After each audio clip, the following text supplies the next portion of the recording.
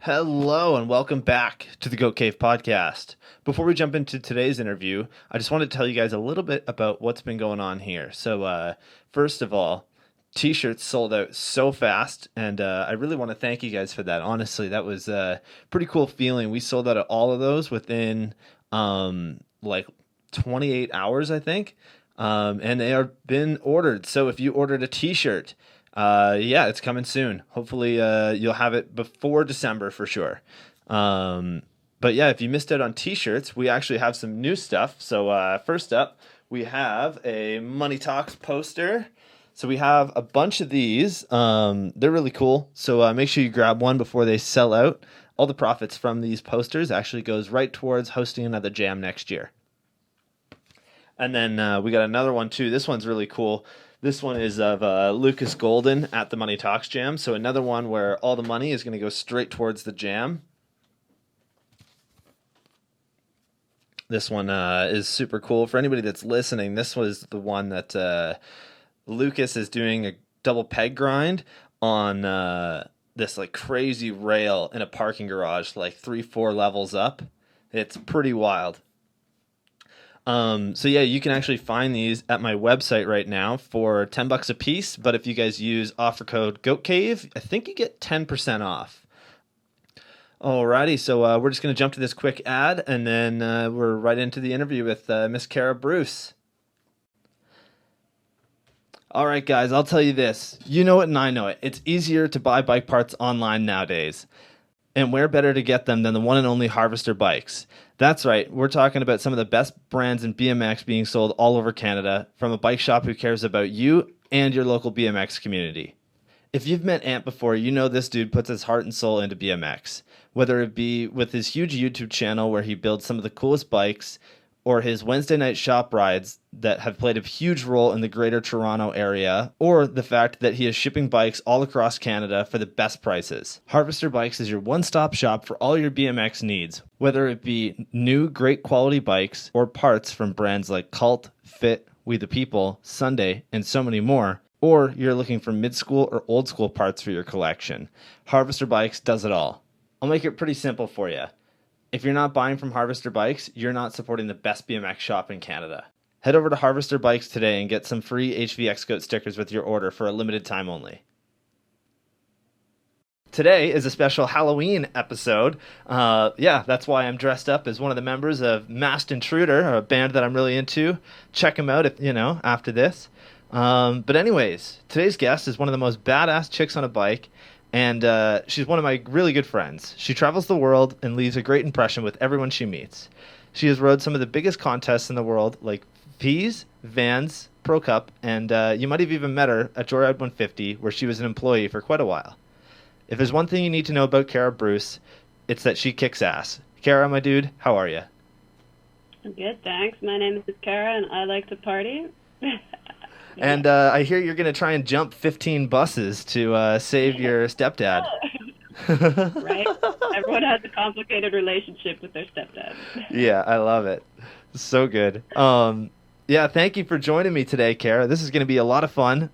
When I thought about doing a Halloween episode, the first person I thought of was Kara. Because, you're super rad, super fun. So it's going to be a good episode. So anyways, the way we normally start out here is that we go all the way back to when you first got into riding. And for you, that wasn't, like when you were a kid. You were actually about 22 when you first got into riding BMX, right? Yeah.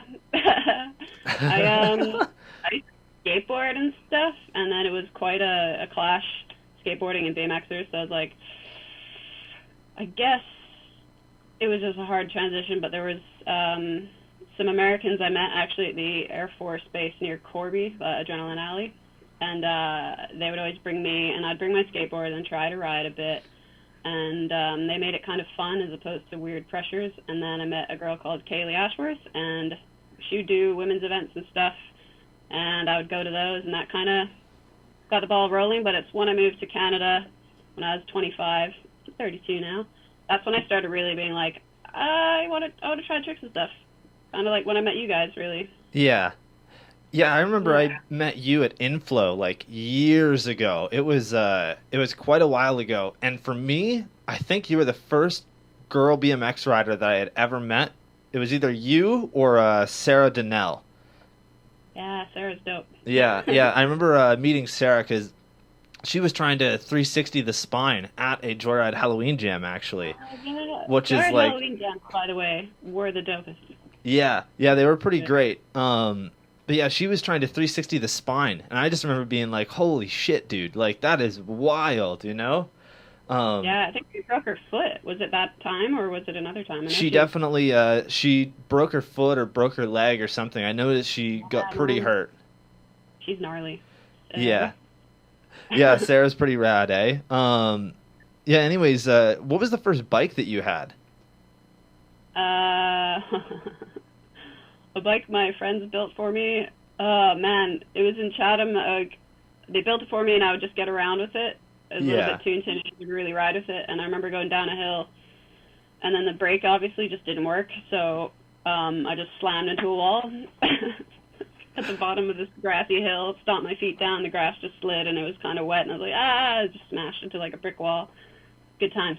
My intro to next. I hadn't really tried tricks, and I'm already eating shit. Just 'cause Yeah. good stuff. Dude, that's so good. Do you follow Catfish on Instagram? Yeah, on and off.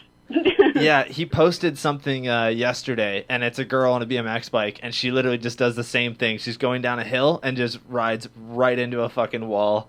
And I'm like, oh, that's gotta fucking suck, dude. No thanks. Oh man, so good. Anyways, when you first started, like, who were some of the riders that you really looked up to? Because I know you had mentioned Kaylee and a couple of those people. Nina Betrago and Kimia Herrenboer in South America and the U.S. And then, Kaylee was a really big influence on my riding. But mainly those two. And then I feel like there was someone else, but they don't ride anymore, so I haven't really remembered. I mean, Peter Shepard was definitely one I got a bit more into riding. Was like, damn, insane. Just insane level at the time. And then Crystal as well. So it was like Australia, the States, and South America. And then I'm like, what? They were the main ones. Yeah. Yeah, man. That's so wild, you know? And like for you, it's crazy to see how far you've really come on a bike, you know? Like, especially because you've only been riding for about 10, 12 years now, I would say. Well, that made me like 35, bro. I guess that's fair. Like, not probably that like old. 7 to 10. Yeah, I Yeah. think 10 is a nice 10. Yeah. And then, trying harder more, about like 7. But yeah, 10 years. Yeah. All as an adult. It's a hard learning curve, I think. But I find a lot of women start a little later. And I think part of it's like really intimidating just to show up at a skate park full of guys, even though it's not like it matters. But when you're a teenager and you're all like insecure and gangly and like your body's all changing, and then you go to a skate park, you're like, oh, this is not where I want to embarrass myself eating shit all the time. Like, and then other girls are just like, fuck it. And I respect that. But I was a little not like that. I mean, I would skateboard, like I say, but bikes, I've never had good experiences with bikes. Like when I was a kid, I remember because I'd go between the UK and Canada to visit my dad, and I pulled the brake once, but it was on the other side for the front brake. So I went fucking right over bars, and we were bombing it down a hill, and it was just not a good time. Oh my god, yeah. Dude, I think the best part about that too is that like with the UK, it's exactly like you would expect, where your brakes are switched. Like I had somebody ask me that recently. They're like, you talk to a lot of people from the UK, like have you ever just asked them if their brake levers are switched? And I've never even asked that question because typically that's just how it is. Like I remember meeting you and your brakes are like, you know, they're swapped. You have your rear brake on the left side instead of the right. Yeah, and I think I go between the two. Like right now, I think I have it on the right side to try, because I got tennis elbow on my left, and I'm just used to either. But yep, left side is how it was for a very, very long time. Because then I think the lever's upside down that way too. Yeah, it's definitely interesting, right? Like you guys drive your cars on the wrong side of the road. You guys do all that. We do what we want, man. Yeah, exactly, right?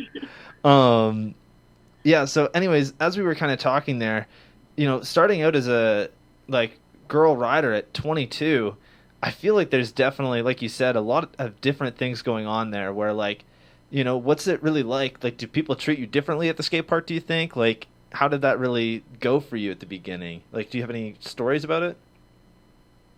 Um, I think at the beginning, 10 years ago, it wasn't as progressive as it is now in terms of acceptance and encouragement. Not to say that I didn't have some of that. There was, Carla Wright. I forgot about her. She's the UK rider who was killing it. She had knee surgery, though, and I think she's into weightlifting now and looks fucking dope as fuck. Buff as shit, eh? But looks hot while she's doing it. Yeah. But she was a rider I looked up to, yeah, and she was just didn't take any shit. But I found, I don't know, I'm a fairly sensitive person, but I'm also not take your shit type person either. And yeah, there would be times it wasn't cool.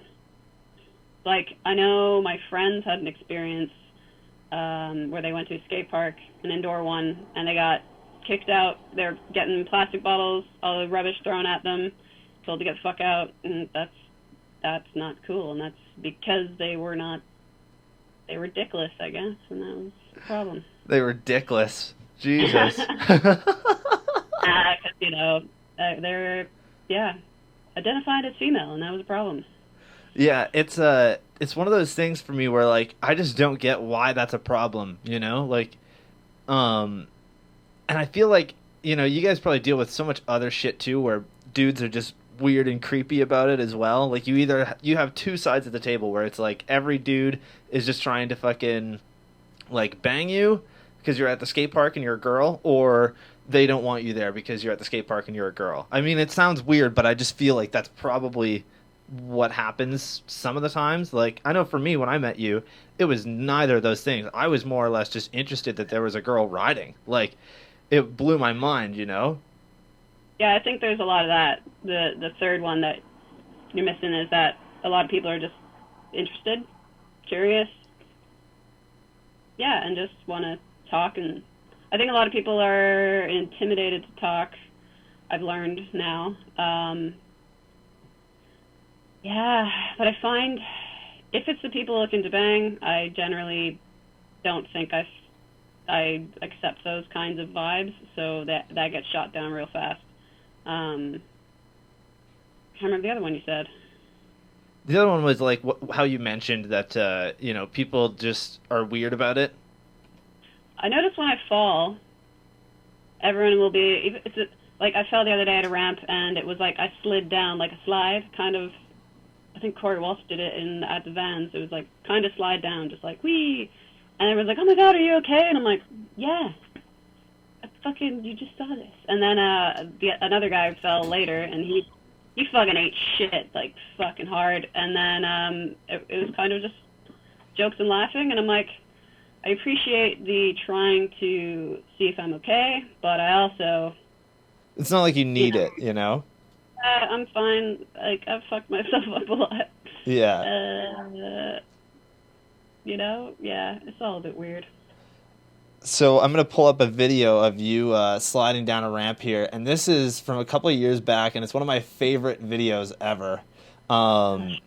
It's going to be on my recording computer, so you won't see it, but I will explain it to you, and you'll know exactly what I'm talking about here.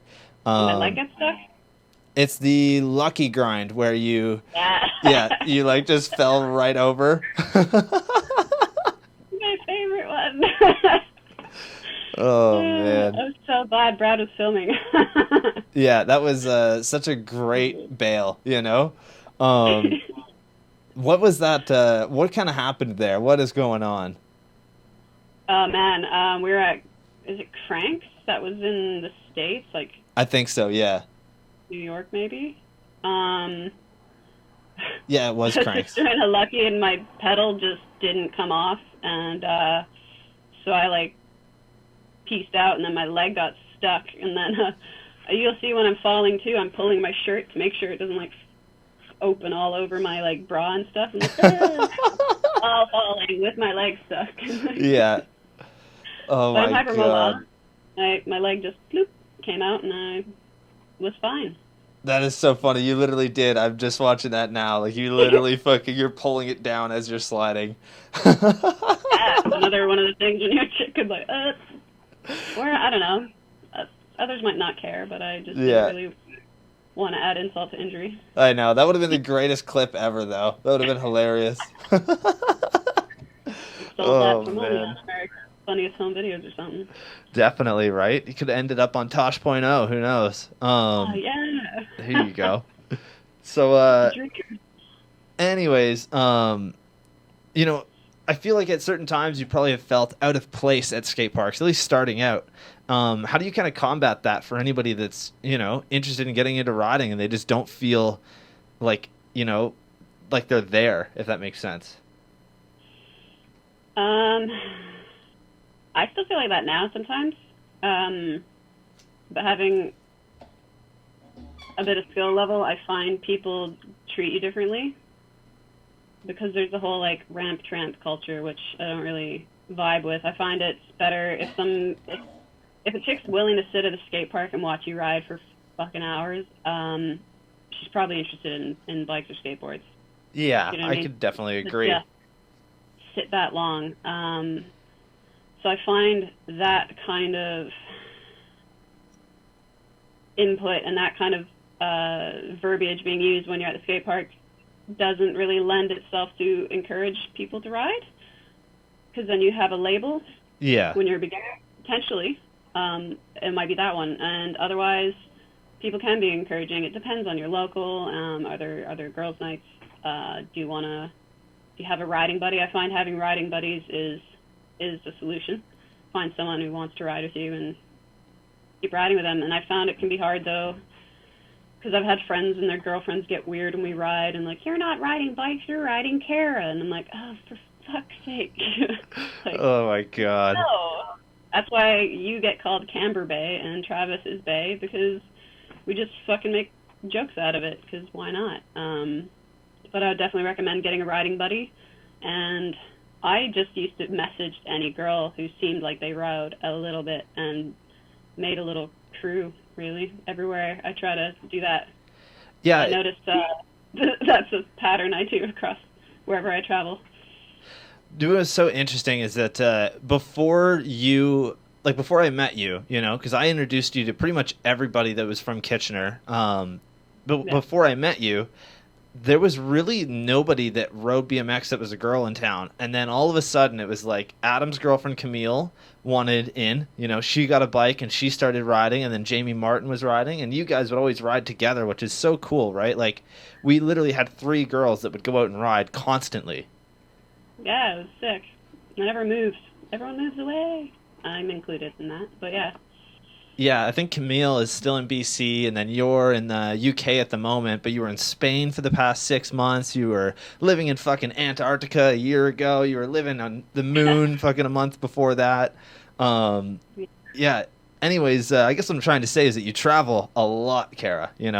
Your life literally, like, every year you're in a different country for the most part than the year before. Like, it's definitely Not pretty. really on purpose. Yeah, it's a really cool life though. Your life is filled with traveling. But anyways, I'm sure you have a fair share of weird travel stories, and I would love to hear them. So why don't you just tell us a little bit about traveling and some of the experiences you've had? Well, I like to travel, but a big part of that is when my parents divorced, we moved from Canada to the UK, but Dad moved to Texas. So we'd had to travel from the UK to Texas, and then if I wanted to see my grandparents, then we'd go to Canada, and it was just, like, complicated, and I think I've just never really recovered from just doing that all the time. And I have 2 passports because I'm a citizen of the UK and Canada, but I was born in Canada, in Calgary, and I just created really good networks everywhere, and then when I'm in Canada, I end up driving to the States all the time because I have, like, the Nebraska Nowhere crew, and then I have, like, Jess in Denver, and, yeah, people everywhere. And another Jess in Colorado. Like, there's people all over States and people in Utah. Like, it just gets hard when I guess your surrogate family or like your friendship, the deep friendships are kind of scattered, and you want to see those people often and ride with them. And I guess for stories, it's hard to think of any at the top of my head, but I do remember when I met Ruben Alcantara the first time, because my friend Anna had no clue that he was like this big superstar rider, and I was like, holy fuck, it's Ruben! And I just sat there and I was like, I'm scared to jump in the pool, but I did anyway. And then he came over and then he talked to me, and I was like, ah. I kept my cool. Kept my cool. And then when he left, I was like, ah! And Anna was like, what the fuck are you acting like this for? Well, who is this? That is so wild, eh? I'm like, dude, I would be acting the same fucking way, to be honest with you.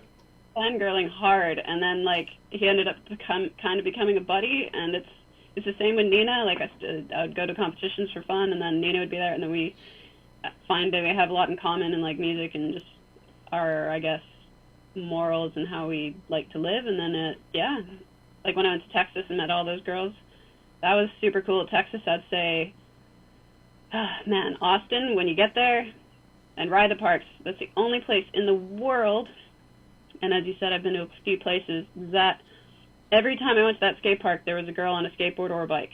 Every single time. Without fail. And it was I hadn't experienced that before. And Austin is sick. Yeah, Austin is it's a BMX capital, you know? Like I always talk about how there's different BMX capitals in the world, and one of them is Austin. You know, another one would be California, like Huntington Beach area, and then the last one, Barcelona. You know, like those three areas are where everybody knows that there's riders, right? Like you could go there with knowing nobody at all, and you will find some riders. You know, like that's for sure. Trippy, actually, in Barcelona. Fuck, how many years ago? 7 years ago, I met this guy, Matty. And I jokingly put up a picture when we were all in lockdown about, like, me, Hazel, and Tony, my girl buddies. We went to Barcelona as my leaving party when I went to Canada.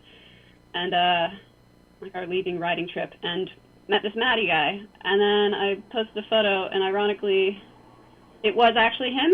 And he was like, shit, that is me? I just thought it was funny and it looked like him. So I tagged him in it, and he's like, oh, my God, that is me. I met you 7 years ago? And then I ended up fucking living with the guy for a couple months because of lockdown. I had to figure out what I was doing. And then I ended up being housemates with this guy that I met in Barcelona 7 years ago. Like, what? What? Only BMX makes that happen. Yeah, that is so wild, man.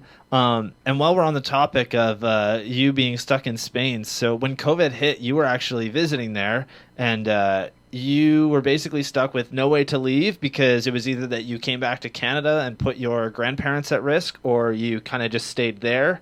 And at the time... I couldn't even leave. Really? Every flight I had 8 flights in total. Every single one of them was canceled. Every wow. time. Holy shit. The first one we missed because there was riots at the airport. So we're like, maybe we'll just, you know, they said I can postpone this one, so maybe we'll do it when it's less, like, chaotic at the airports. And then where I ended up getting stuck in Spain was so far out of town, like it was such a trek to get a ride to the airport and figure that all out. But then every time we were ready to go, a flight got canceled, like the night before. So we were all raring to go, like, oh, God, it'd be great to be with you guys, thanks for having me, and then canceled. And then I ended up having to move to the neighbor's place. And by that point, it was getting kind of tiresome.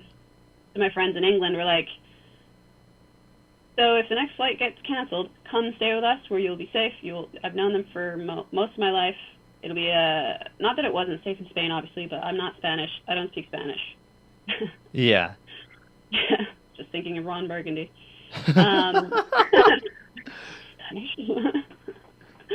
But, yeah, I was like, oh, yeah, okay. So if my flight gets canceled, I'll come stay with you guys for a few months and, like, figure my shit out there. Because from Malaga, there was nothing.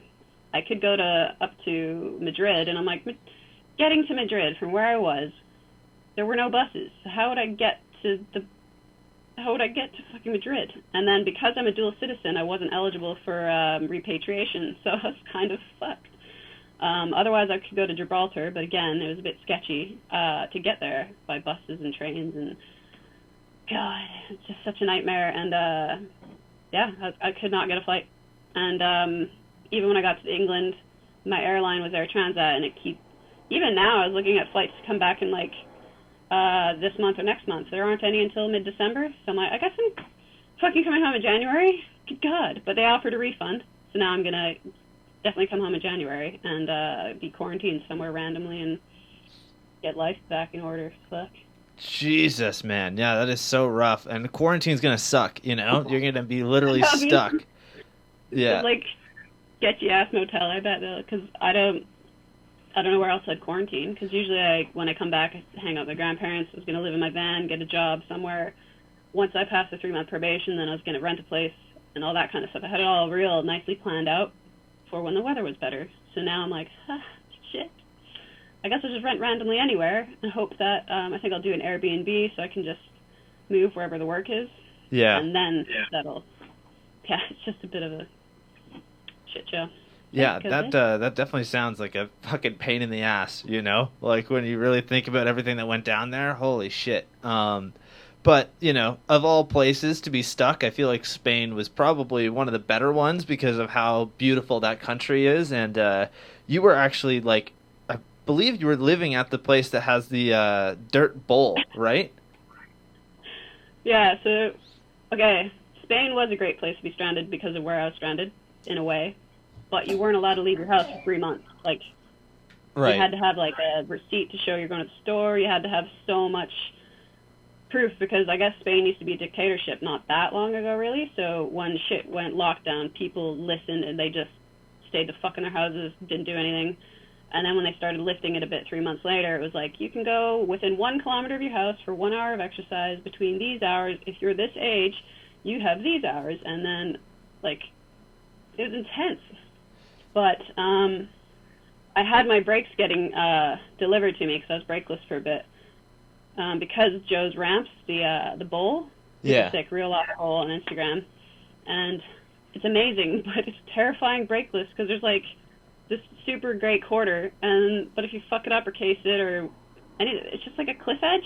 It's like cool. Oh my God, yeah. Yeah, and the roll in is huge, and the box is huge. So I didn't want to have enough speed to do the box without a brake, because my problem is if I land and then I'm like, if I get scared or ditch or have to throw my bike, that bike is going to fly off that quarter off a fucking cliff. I can't. So I ended up making like my little BMX camp, and I'd send like my buddy a video like, I'm practicing hopping over this thing today, and I'm practicing manuals in this part and kick turning on the ramp. And I rode all the hits all the time, but terrifying with no brakes. And you'd get in Spain they threatened to fine you if you injured yourself during the lockdown. Oh my God, actually? That's fucking wild. Cycling was like not cool. It was like illegal to cycle. You'd get a huge ticket if you're caught. So we thought it would be obvious road rash type of crash that it was biking, and so we kind of played it safe for the first couple months. But then when lockdown was starting to lift, we would go to the dirt hip. Yep. Mijas, and that was so sick. Yeah, that thing looks incredible. I'm going to pull up a photo for everybody watching. Yeah, here we go. This thing is insane, dude. And you got to ride this, like, pretty well, too, you know? Yeah, there's weird things I'm okay with doing. Like, I'll do that, but the box and stuff at Joe's ramp is, well, it's all DIY, so we ended up fixing some of the ramp, and, yeah, it was good times, though. Yeah. Joe Judge is a dope guy. And, yeah, Pete, they're all good, and we went to Torremolinos jumps, and, yeah, when I left Spain, I went over like a 3-meter long, just a table to just get going, and then my fucking front wheel came off when I was landing. Oh my God. Saw my wheel fly past my face as I'm like trying to land. I'm like, what? Dude, what happened? You just didn't have it tightened down, or bolts broke or something? Well, I have 2 pegs on the front for the very rare times I do crooked grinds or like 270 Smith, but it was, we went on a trip surfing and stuff with Anna because I was getting prepped to leave, and surfing is social distance. And then, we just needed a break, really. I hadn't seen Anna whole lockdown, so fucking 6 months there. And then, I think where we went in different cars, I put my, bike in my friend Sergio's van, and then I think a bunch of people probably, I probably put it on, hand tightened it a bit, and then I remember Sergio manualing my bike on our road when we arrived, so I wrongly assumed he must have put the wheel on, Oh, yeah. And it's all good. But this jump, before I did it, it was really funny because I have my, this bad boy, carabiner spoke tool. So I was like, I used to be a bike mechanic. My bike is sounding weird. Why is it fucking weird? So I did the classic, put it on its, bars and seat and everything, and I fucking checked if there was any play in the hub. I was like, fucking reefing it. Didn't move. It didn't budge. And when I lift my bike up, I tend to grab both pegs and flick it to then get to the bars. So I figured, in my mind, the wheel being loose wasn't really on the cards because I always lift it like that. People have been manualing on it. I've just been riding around on, rollers and manualing those. Then I fucking tightened all the spokes. I checked all the shit. Like I say, I really checked for play. And then after that, that's when I took the jump and fucking biffed it. I got stitches in my chin, and my shoulder's not been the same since, but... Jesus, man. I missed a fucking nightmare. That is so wild, yeah. And it's it's one of those things that I feel like, it's not the first time I've heard that exact story either, which is crazy, right? I'm always triple check, apparently. That's what I did, because I was like, there's no play. Yeah, exactly. That's the thing. I'm like, I did check, and it was tight when I checked with my hand. Yeah. I obviously didn't check hard enough, but my tool, I have that Odyssey tool, and it was kind of loose, so I guess I just was kind of annoyed with using it where it got loose with because you need an Allen key to tighten where the Allen keys are. So I'm like, well fuck.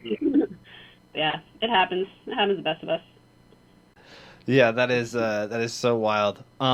Anyways, while we're on the topic of injuries, you, my friend, have had some crazy fucking crashes and some wild injuries. You are literally the toughest chick on a bike, I say, because some of the things that you have done, I'm like, oh my God, man. So if anybody is watching this and they're a little squeamish, maybe just go and do something for a minute or fast forward because I'm going to show some of the photos online here.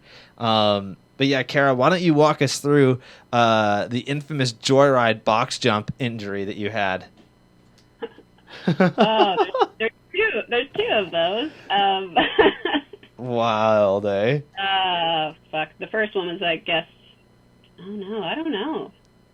The first one I remember, I don't remember the crash, obviously, but I do remember, going up and over, and I was I have this thing with boxes. I'm either chasing them or I'm over clearing them. So it's really hard to find that perfect middle to get the nosedive right. So I was going over, I think it was either the first one, the POC one, or the orange one after. Right. But I fucking went over, was just over clearing basically to the flat, and I just, I do remember that actually though, my face hitting the floor, because I had my helmet on, so it was just like this. But I remember my eyeball rubbing on the concrete, because I have my mouth guard, so I think it helps with concussion and stuff, and I was like, snap. Dude, your face right then was awesome. That was so good. Yeah, I remember. But I'm really... I remember seeing you after this, literally probably a week or two afterwards. It might have even been sooner than that. But I just remember we were hanging out at Kevin and Camille's place, and just oh my God, I was so scared for you. I was like, oh my God, man, is she gonna be okay? This looks real rough, And in typical Kara fashion, you were perfectly fine, Yeah, gotta get up. But, yeah. I'm so bad when I'm concussed too. I'm a really happy, excitable person, so you think I'm okay, but if I'm fucking stoked and hyper and just loving life and I'm concussed.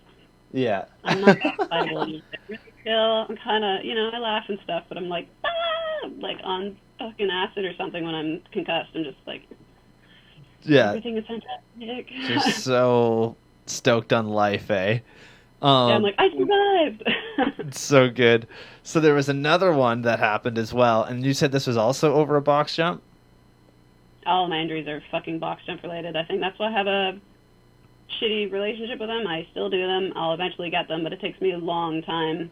Every Yeah. box is different. Cause like you're very good at box jumps, and because of my injuries, I think I've never quite had the confidence to do them as well as I could. I remember like Sarah trying to help me on the expert line at joyride. She's like, "You can fucking do these. I've seen you do decent sized boxes, and you have skill level. You have the more bike control than half these kids doing it." I'm like, "Yeah, but I also biffed her more than half these kids that are doing it. Like I've learned the pain, and I'll still try though. I'll still try it. I just have to break it down differently, And Yeah. that's still riding. I'm still gonna do boxes. I'm just gonna do them differently and whatever. Yeah, I so like bike. this one, I believe you were actually in a neck brace for a little while on this one, weren't you? Both of them I had a neck. So the second one at Joyride happened. I can't remember why I fell on that one. Yeah, this one's rough. I'm like, your fucking one eye is so bruised Yeah, and beat up. that was the second one. Yeah. Yeah, that one actually I threw up the next day once and I got Travis. Travis was going to bring me to the hospital. My friend Matt did, and damn. Yeah, I think I bruised my spleen on that one too.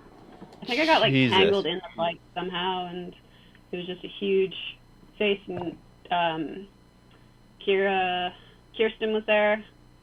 I think Kira's at the first one, but Kirsten was at this one, and we took photos in the bathroom. Like, yeah. And my friend Danny Cifuentes she lives in the States now. She was visiting, and I think we had a train just before, a nice train over the boxes, videoed, and then after I biffed it, I don't even know. That's what I mean. I do them fine, and then I just die out of nowhere. Yeah, I think it's probably one of those things where, like, it sounds weird, but it's most likely that you're just getting too confident with it, right? Or you let your guard down, or maybe it's you overthinking it. I don't know, because I'm like, I've had a couple bad crashes on box jumps, but like nothing terrible. And I love box jumps. Those are like my favorite thing to ride, really. Like I really love being in the air like that. But yeah, I'm like, for you, it's one of those things that like it's almost better not to, right? Like you've gotten hurt so many times with them, but it's also like you don't want to just give up on it. Exactly. I think every summer every springtime, I'm like, I'm going to join a racetrack and get comfortable with going fast on a really long and lows. I hate long and lows. So I'll just comfortable on them, and then I leave to another country before I can join a racetrack. Fair enough, eh? I'm like, Milton track, you will be mine one day. Yeah, one of these days, definitely. Milton's really good, too. You can get Beatrice to come out there and teach you. Yeah, she kills it. Yeah, I went to a thing with Corey Walsh's sister, is Amelia Walsh? Yep. Yeah, she did like a Women's Day thing there, and I went there, and again, she was just like, "Oh, you're doing good on those. Like, you know what you're doing." And I'm like, "Oh, fucking." You're like, motherfucker, I don't. I'm faking it. I need help. I don't know. I think she's just used to people that race so that they don't jump it the same, and I'm like, yeah, I got that. I can figure that out. But it was just interesting. I think it's just going really fast is scary because I know that's more likely to be a really fucked up fall if I do. So I kind of play it safe and don't. It's terrifying. Yeah. I'd rather ride spines than a box. Yeah, definitely. All day. I love hips. Yeah, hips are really good. They're really easy too, right? Because like, there's not that much that can go wrong with a hip if you're decent at them, right? Whereas a box jump, I'm like, I feel like, you can fuck it up so easily. Like if you're gonna land more on your back wheel, you'll loop out. You got to land perfectly. Or with a hip, I don't know. I'm like, I guess it's still kind of at play, but you don't have to gap as far, maybe. Well, you say that to you and I. It seems good because we like hips, but I like my friend Joe, for example. He is so good at Torremolinos. He'll do like the big line, just the huge gaps in the trails. He'll do huge boxes. And when we were at that dirt hip, his the way he would do them, like made him travel a lot. And then I would do more of like the turn and like the 180 in the air kind of deal, right? Yeah. It was interesting. Because he's like, you're doing the hip better than me. And I'm like, cool. And he went higher eventually and got, like, more confident with it. But I'm like, I had one go. The first go I had at it, I didn't have brakes, obviously. And I was just thinking about it, how it would ride before lockdown. But everyone obviously groomed the shit out of it. So it was so fucking fast. And I went so high. And then I ended up traveling too far. And then ended up in, like, the gravelly bit, and then had to, like, biff her off and just get it falling. Yeah, apparently. And then I believe your last one that you had, this might have been over a box jump, but this was where you broke your foot. And this one looked like it was really bad, you know? Was it a broken ankle or broken foot? It looks like ankle on the x-rays here. Both. Both? And my most recent bone break was actually at Drew Bazanzin's house in his backyard ramp. Oh, my God. And, I'll tell you that one real quick because it's quite funny. Cause, yeah. I was on Drew's bike because his girlfriend's friend wanted to ride my bike because he's left foot forward and I had the pegs on that side. So I'm like, okay, you can use my bike. Drew, I'll just use yours. So we were, like, chilling, and I was like, oh, I'll try dropping in double peg on the right. And this guy was just practicing, you know, doing turns, and there's a box in between, so I thought, we're fine. He's not going to try and go in the box. He just wants to drop in on pegs. He said already he didn't want to try to do the box. But obviously, at the same time I was dropping in, he was coming over the box. Oh, my God, yeah. So we're both at the bottom, like, just collision, and just the force, because I have really skinny wrists, the force just snapped a piece of my radius off the end, just doop. Oh, my God, yeah. Weeks in a cast because it's so close to all the fluids in there. It just took so long to heal, and I was a school bus driver, and I'm like, I can't work, I was on my bike, sorry. Yeah, that is so rough, man. And so like annoying. That kind of reminds me of the crash that Angie had at this year's Simple Session. Do you remember that one? Yeah, that looked gnarly in the air, just. Yeah, literally, like, the only way that it could have been any worse for you is if you guys were both in the air at the same time. Yeah, exactly. Instead, we were just, like, on the floor, smash, and I was like, you know, I don't know. I've broken a couple bones now. I'm like, yeah, this is broken. So I, like, got myself to Guelph Hospital, and then I was like, so I'm really calm, and I know it seems fine, but I've broken my wrist. And they kind of took me seriously, and then the guy who gave me the cast was like, you again. That's amazing.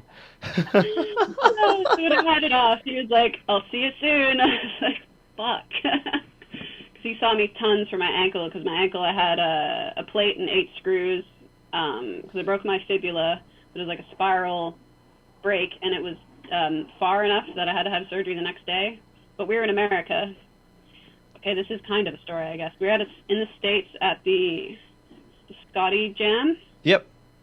And I was just trying to go to the takeoff of a box, always box related. Always. I was going from a corner to the takeoff, and I just clipped my back wheel funny, so I was trying to, like, you know, you, like, skateboarded away almost, like, put your foot down and just get going, but I'm hypermobile, so everything is really bendy. Yeah. My ankle just went, nope, just snapped. And my 4 bones in my foot, like, similar part in your hand, like these ones, all 4 of those broke. But we all didn't know because my ankle went back in real easy, but that's because I'm hypermobile. Potentially Ehlers-Danlos. I'm getting tested for that. But it's so everything just pops in and out, right? Like, oh my God, that is so weird. Yeah, Dude. So you can imagine if I dislocate anything, like my shoulder did when I fell in Spain, but it doesn't matter because my joints are just whatever. Yeah. So when they put it back in, they're like, oh, it's probably okay. And then I drove with Sarah and Kirsten down there, and Sarah, I think Sarah won. She's killing it. But we drove back, but I had them drive and had my foot hanging out the window and stuff. And then when I got to the hospital and had the x-rays, I was like, oh no, my car, I need to like get a ticket for parking, I guess now. And then I like wheelchaired over, got a ticket. Then I wheelchaired back, and there's this fucking Canadian goose like fighting at me when I'm like trying to like wheelchair back to the hospital. Oh my god. But we waited a few days until we were back in Canada to get x-rays. And I had travel insurance. I just did not want to deal with that. I'm like, I want to be at home with my healthcare, national healthcare. Yeah. Oh my god, Yeah. that is so wild. Yeah, we're looking at the photo right now of like where the screws went in and everything with the plate. That is gnarly. And the next one that I'm going to show, this is a little graphic. So this is your foot right after surgery. That was gnarly, dude. Like all the staples and everything. Yeah, it's still scarred pretty bad, and yeah, that took a long time to recover from because the two pins at the bottom, one of them snapped and it wasn't supposed to. So then the plate got pushed around where it was starting to flex and it's pushing out, and then it was basically like eroding my bone. So I went to like Ray's Women's Weekend. I think I broke it in May, and then I went to Women's Weekend way in February, and I was like, this thing is still fucking painful. And they did x-rays and stuff, and they're like, oh yeah, that needs to come out. Like, when are you able to take time off work? I was like, shit. Like a week later, I had surgery to get my fucking plates out. But they had to take the screws out, but they couldn't take the plate yet because they had to wait a couple more months because it wasn't healed enough. 9 months later, the bone was still not healed enough, so we had to wait and then get surgery again. So I've had an interesting time on my bike, I'll tell you. Yeah, definitely, eh? But for like that. Yeah, If but I'm riding Wimbledon, I'm just fucking eating shit all the time. I know. I'm like, we gotta get the local fucking mail van, and we'll build a like ramp. You can try and jump it. Dude, that is one of my favorite fucking movies ever, and that first scene is like exactly why, where it's like him on a moped rolling up to this ramp, and the ramp just like breaks as he's on it. Yeah. Gosh, I'm like, that's life on a bike. Yeah, they nailed it. Yeah, it's so good, man. Yeah, so moving on from you eating shit all the time, you're actually a really good rider, you know? Honestly, you're like really good. And I love that you've got so many tricks dialed. Like you've got crooked grinds pretty well, like on down rails and stuff for park rails and whatnot. Like I've seen you do them at Iceland on one of those rails, and that's sick. You know, that's one of my favorite clips. And you've actually got to ride in some really cool contests, like you know, when X Jam was a thing. You rode in X Jam. You've rode in Fise at Edmonton in 2016, and then you also rode in the Vans Pro Cup. So let's just talk a little bit about Fise, because everybody that listens to the show knows that I'm a huge fan of Fise. I love the contest. I love the layout and everything about it. So what was it like to ride in the Fise contest, I guess? Well, because I did ride the Edmonton one was the first time. And I went pretty street on that because I feebled down the down rail there. Yeah. I was actually trying to crook it the first 2 times. I'm like, I'm not going to get it. I'm just going to feeble it. And then, like, the ledge there, and it was really windy, so obviously I wanted to not be on the box because I broke my collarbone on a box in the wind in England years ago. I'm like, fuck the boxes. Not if it's windy. I'm out. Just going to ride street. And it was really, really fun. It's a different experience, but I also went to the one in France a couple, 2 years ago? But my ankle was still kind of healing, and I was just like, but Sarah was going, and I know I'm 10 years, almost exactly 10 years older than her, and I knew it would be handy to have someone who's traveled before. I like going to competitions. I'm not very competitive. I'm more into like teaching, but she loved it. She spoke French. It was super handy to have her in France. So I was like, yes. Yeah. Her French accent is very good to be more French as opposed to Quebecois. Right. It's really, really fun. It's really fun to go with someone to those competitions and then see friends I knew, and it's really just an excuse for me to just go see all my friends in one place instead of having to go all over. And like the Vans Cup, I was just going to watch originally, because again, I I think I was recovering from my wrist. So I was like, I'm just gonna watch, and they're like, oh, if we get 20-something girls, we can get the prize purse will be like equal. I was like, fuck yeah, all right, I'll enter. And then we're like one girl short, and I was like, fuck. But it was fun, just fucked around in the bowl. Had good times. Ruben was there. It's like, yo, Ruben, what's up? Hell yeah. Hero. Yeah, it was really cool. California's really fun. Definitely want to go there again. And the Full Factory guys for Odyssey, we got to ride those ramps, and that was super sick. Such a fun time. Yeah, those ramps looked hella fun. Like the ones that you got to ride for at the Full Factory. Those are really cool. Yeah. I'm gonna pull those up right now. What was it like getting to ride those? Because I think everybody that's seen them has always been like, "Holy shit, dude, that setup is so sick," you know? Yeah, because you can move stuff around. It was awesome. And all the girls riding, we all had our different ways and styles, and it was just really fun, but it was also so fucking hot. Oh my god. Like, I'm from Canada. I don't do good in the heat. It's not what I do. Give me the ice. Yeah, those ramps are really fun. They're DIY-ish, so have their character, you know? Yeah, definitely. But super well thought out layout and everything, and I would definitely recommend trying to hit them up if you're in California. Check that out. Yeah, they look super fun. Nebraska! Go to Nebraska! Yeah, I want to talk about Nowhere after this. That was an awesome like 180 back wheel press, Kara. I love that at Full Factory. That looks great. Yeah, I do those. I don't even really know what they're called. I just like, yeah. I guess like a tire jam. I don't even know what they're called, to be honest with you. I feel like I should know. Yeah. Anyways, moving on from that. So you actually recently got put on the Nowhere team. That was 2019 in January, I believe. You became a team rider for Nowhere BMX. Yeah. Then, like, right off the bat, let me explain a little bit about Nowhere for anybody that doesn't really know. Nowhere, they actually have a like non-for-profit park at their like facility that everybody can ride. It's like free to the public, I believe, and it's indoor. So you've got like foam, resi, everything, and their whole premise behind Nowhere is basically like, you know, just to be positive and to have like more positivity within BMX, and I love that. You know, like they're constantly doing things. So what was it like to be hooked up with such a great company like that? Amazing. I love those guys.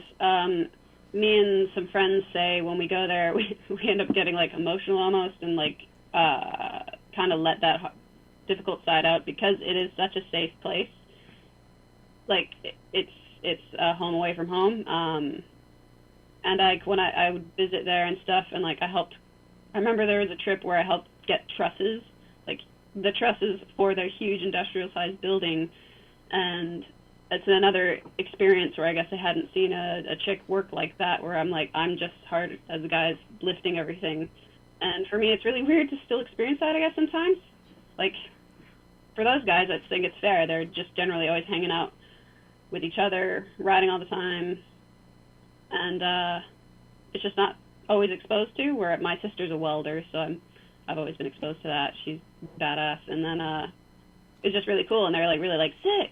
Yeah, tough as fuck, and then collecting these huge trusses, crazy. They're just giant. I can't even explain. And then just to be able to help build that community. And originally I went out there because there was a video contest to go to their Ride Like a Girl jam. Yeah. And I entered it, and I won. So I got a flight from Reclamation Bikes, and hooked me up, got me a flight, went there, met them all, rode, had fun. And then got Sarah to go another time, and she's on the team as well. We got same time team joining, so yeah, it's just really cool to be part of that and to be part of something. They're just so community driven and having fun on your bike. It's not all about the tricks you can do; it's about having fun doing them. Albeit, I know it's hard for big, scary tricks.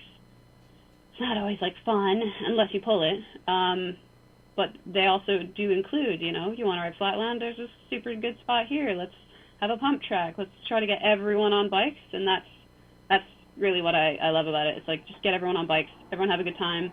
Doesn't matter where you're from, what socioeconomic group you're in, where in the world you are. Like, you're welcome. You're welcome there. Yeah, I love that. Honestly, it's such a great idea, and I think more people need to do something like that. And it's just one of those things that, like, unfortunately, people don't have the ability to, I guess, but nowhere has made it possible, right? Like, they've showed everybody that it is doable. You can do it. Like, it's such a cool idea. I really love it. Yeah, it's amazing. They work so hard, and like Carl and his wife Carrie, she's a tough chick, man. Like, having all this, they have like a bunch of kids. They got like a lot of land to look after. She's got to have like BMXers in the house constantly. She tries to make sure everyone's comfortable, happy, fed. No one will ever be neglected there. You will always be taken care of. Yeah, they're just literally family. And Carl is a hilarious guy, and we watch Hot Rod whenever I visit too. So there I'm hoping you to go. marry them next time I go there, and we can just shred it up. You got to get at least one bus in between something. Exactly. That'd be funny. And I was a school bus driver before, so now I feel like I really have to have buses involved in riding. Yeah, you got to jump a bus one of these days. You got it, man. Yeah, that's a life goal. Have to do it now. Yeah. Jump a bus. Alrighty, so I am getting so fucking hot in this thing, and my light is dying, so I'm gonna get up and switch my light over and take this thing off if that's cool with you. It is so fucking hot in this thing. But yeah, I'll be right back. Yeah, sorry about that. This thing is so fucking hot, dude. Like, wearing this thing with a big old beard on you, not good. Can't say I've experienced that. Yeah, not yet, eh? Yeah. One day. Anyways, yeah, so we talked a little bit there just about, Vans Pro Cup and the other contests that you've got to ride. Is there any contest or anything that you would really love to ride? Like, we're seeing women's X Games actually becoming, or not X Games, sorry, women's like Olympics for BMX. That's going to be a thing. Is that ever something that you've thought about? Yeah, that's why me and Sarah went to Fise in France, actually, to try to get points up for Canada. Yeah. And since my ankle injury, I just can't seem to catch a break. I keep breaking. Yeah. So I was trying for it for a while. I tried flares on Resi and everything. I was just missing that bit of rotation. I think I've shown you the clip before, being like, ugh. Yeah. And you and I had our times doing flips and stuff, and I'm just realizing I think my hypermobile joints, I'm going to have to like strength train at the gym extra to keep those joints in place, because they just flop around like a, yeah. Someone had a really good description about it. Yeah. This guy, Tom Millam in England, he was like, yeah, it's like in Toy Story when Andy comes and all the toys just like collapse. That's like you fall on your bike. And I'm like, fuck, goddamn, so true. Oh, that's amazing. Yeah. Yeah, so injury is part of it, but also like the funding, trying to get all that together, it's hard. You need to have like enough money to travel, because the amount of weeks you need to take off to be able to do that is like 2 months, 3 months to just do the competitions, let alone any local national ones, any stuff like that. This is one we had in Canada at Joyride. I ended up not doing because I was a school bus driver and I was studying user experience design, and I couldn't get the time off work to go do it. And I was like, I needed money. That's the thing. It's not always like that accessible. Joyride's a couple hours drive, as you know, especially rush hour, and like pay for the fourth. It's just. Yeah, it adds up. There's a lot going on, Yeah, and I think I had a time when riding, I was getting a lot better before the injury, and trying tricks and working at Joyride was really helpful, and it was making progress, got bar spins and stuff like that. But like I said, I'm just not competitive. I just don't really care enough to really push it, because I care more about helping people learn tricks, helping people have a good time, making sure people feel included. Just competing isn't my jam, I guess, but I like going to, I don't know, help make up numbers for chicks. I did that skateboarding when I went to NASA a lifetime ago and stuff like that. Like, I just want to help the women get forward and help us all, and I just like helping. Yeah, definitely. And while you were mentioning there, you were talking about flares, and that you and I had our flip time and whatnot, and I would love to chat about that. So, as some of you guys know, I've said this story before on the show, that the only time I've ever done flips has been at Joyride, and the night that I learned them, it was actually because of Kara. So I remember I was doing them to foam perfectly, like every go, and I really didn't have any intention of taking them to the resi. It's just been one of those things where I was like, I don't really care that much. And you were at the top of the roll-in, and you were like, well, if I'm going to flip resi, you have to flip resi. And before I could even say anything, you just dropped in and tried it. And that right there was like, well, fuck, now I have to do it. Like, I can't even, pussy out of this. I have to fucking go for it. And yeah, I remember so well. I tried it, and the first time that I tried it, I fucking ate it so hard. But it really wasn't that bad, because it's resi. Like, I was kind of able to bail out of it a little bit, but I just remember being like, I think I was like fully upside down and fucking came down like in the other side of the resi, like the lander. Like traveling. Yeah, it was pretty wild, but yeah, it was like such a crazy night that night. I remember that so well because I landed it after like the third or fourth try, and yeah, you got it. Yeah, you've done flips many times too, which is so sick. I'll pull up a clip of you at Joyride doing them. What are some of the struggles that you face with flips? Because, like, I know for you it's kind of an on and off trick. Like, you either have them or you really, really struggle with them. Like, I'll always get the rotation every time. There's one time I didn't. I never let go of the bike. It's fine. It's always the landing. I'm not sure if it's because resi, but I almost clear the resi and then I'm casing my back wheel and like bouncing off. Yeah. And that's my honest struggle with it. I think I either have to clear it or just dial it back and go to deck. Like, my first few were like the quick low ones, and then I started getting the bigger rotation, kind of like you do. Yeah. That's why when you're doing them, I'm like, dude, you're doing better than I would. Like, fucking get this. Fair enough. Yeah. Yeah. Better boxing. Got the big rotation down. I'm just doing like a panic. But now I realize, wait till my front wheel comes out, and then, like, there's a point I realize that my back wheel is starting to go over, and then I try slowly, not like a. So yeah, I think part of it is, though, being hypermobile. I constantly talk about it, but it is a big thing. If I think I might have to.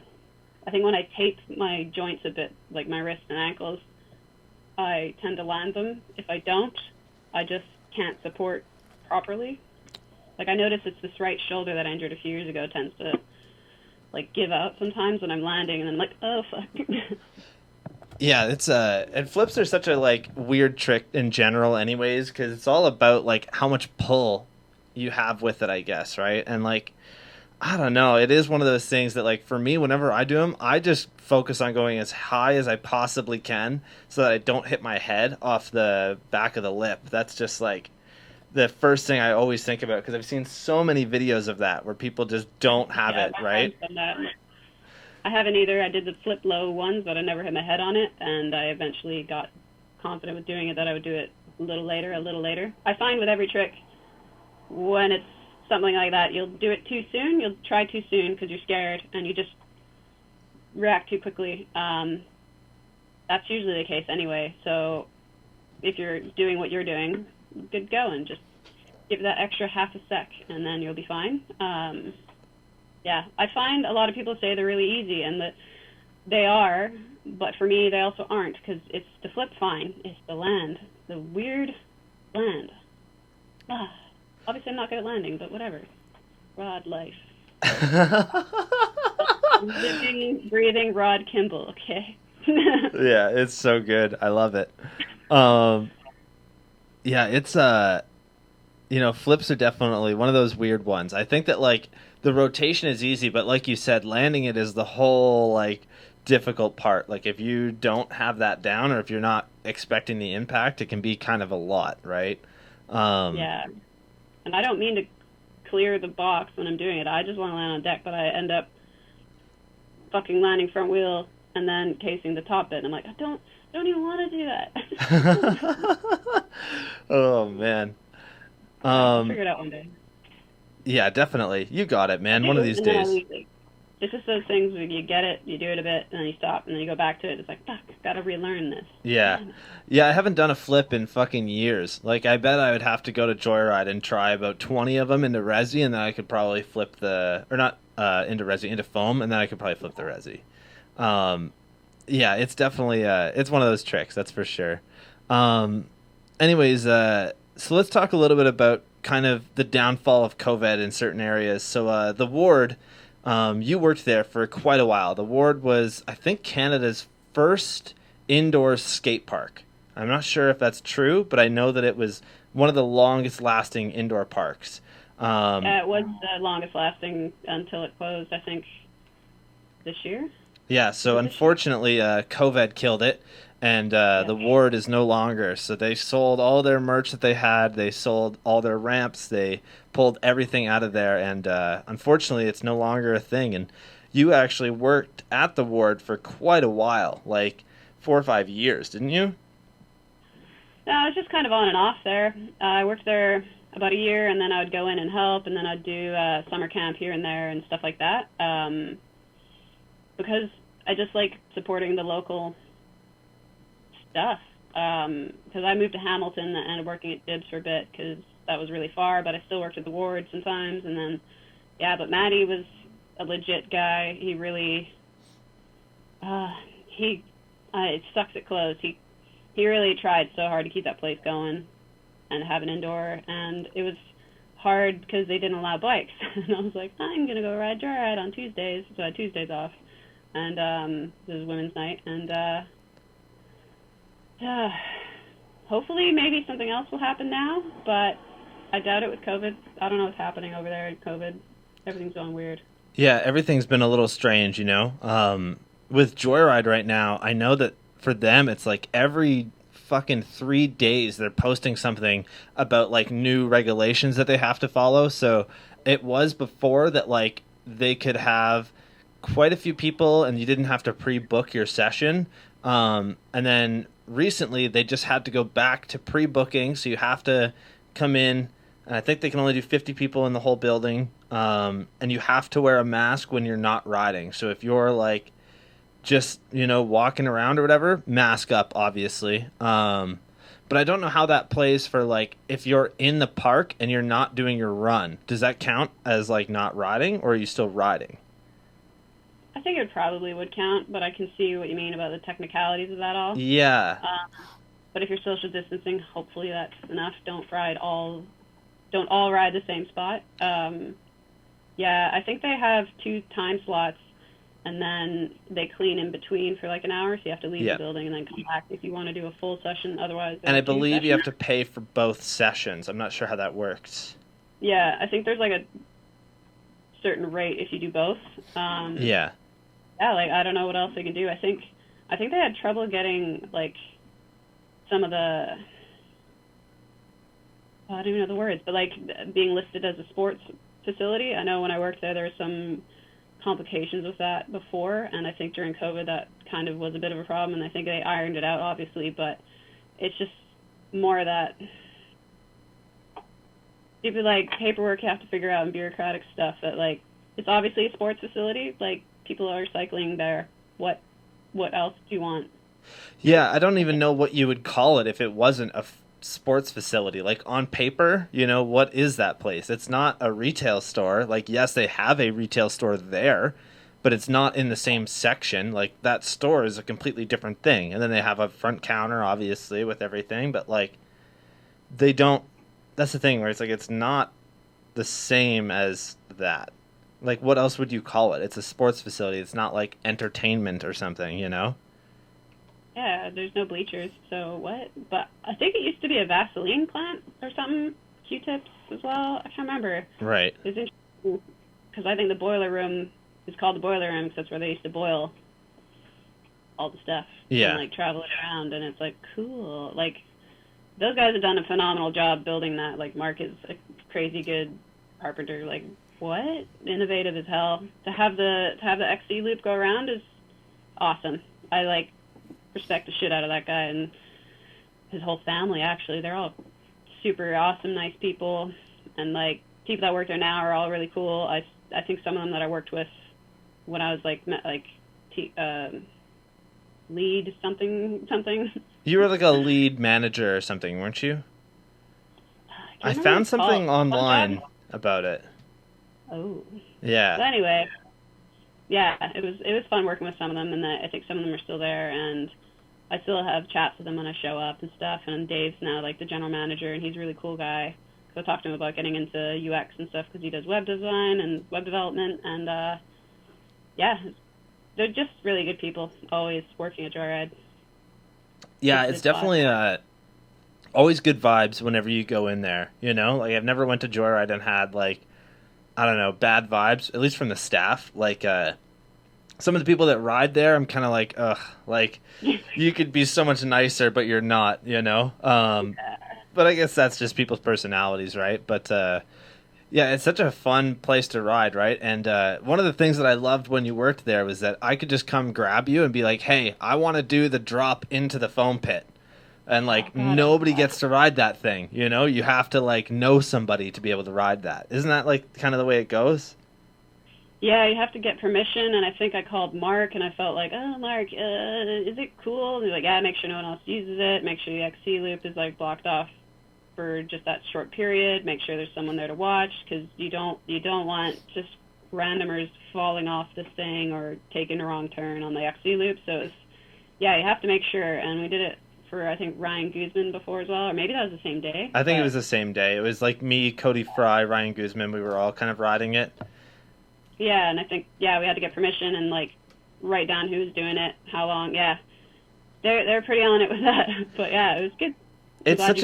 It's an interesting feature, right? But you can't just, that's the thing, is that, like, nobody, you know, you can't just ride it. You have to have permission. You got to go through all these things because it is pretty dangerous. Like, if you don't know what you're doing, you know, like you said, you know, you're just up there on your mountain bike, XC track, fucking, you know, like, oh, where's this go?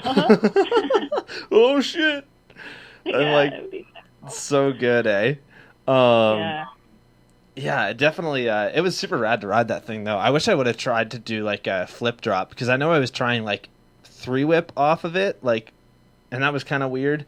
Would be weird. But, yeah, flip drop would be cool. Even, like, a 180, like, back wheel stall, like, you know, like a tire tap. So, like, 180 to almost like a foofanu, like, flare. That would be fucking sick. Yeah, there you go. Yeah. Yeah, I'm sure if you ask them in the future, got to talk to the management and arrange it, and they'll make it work, though. They're all about customer service, right?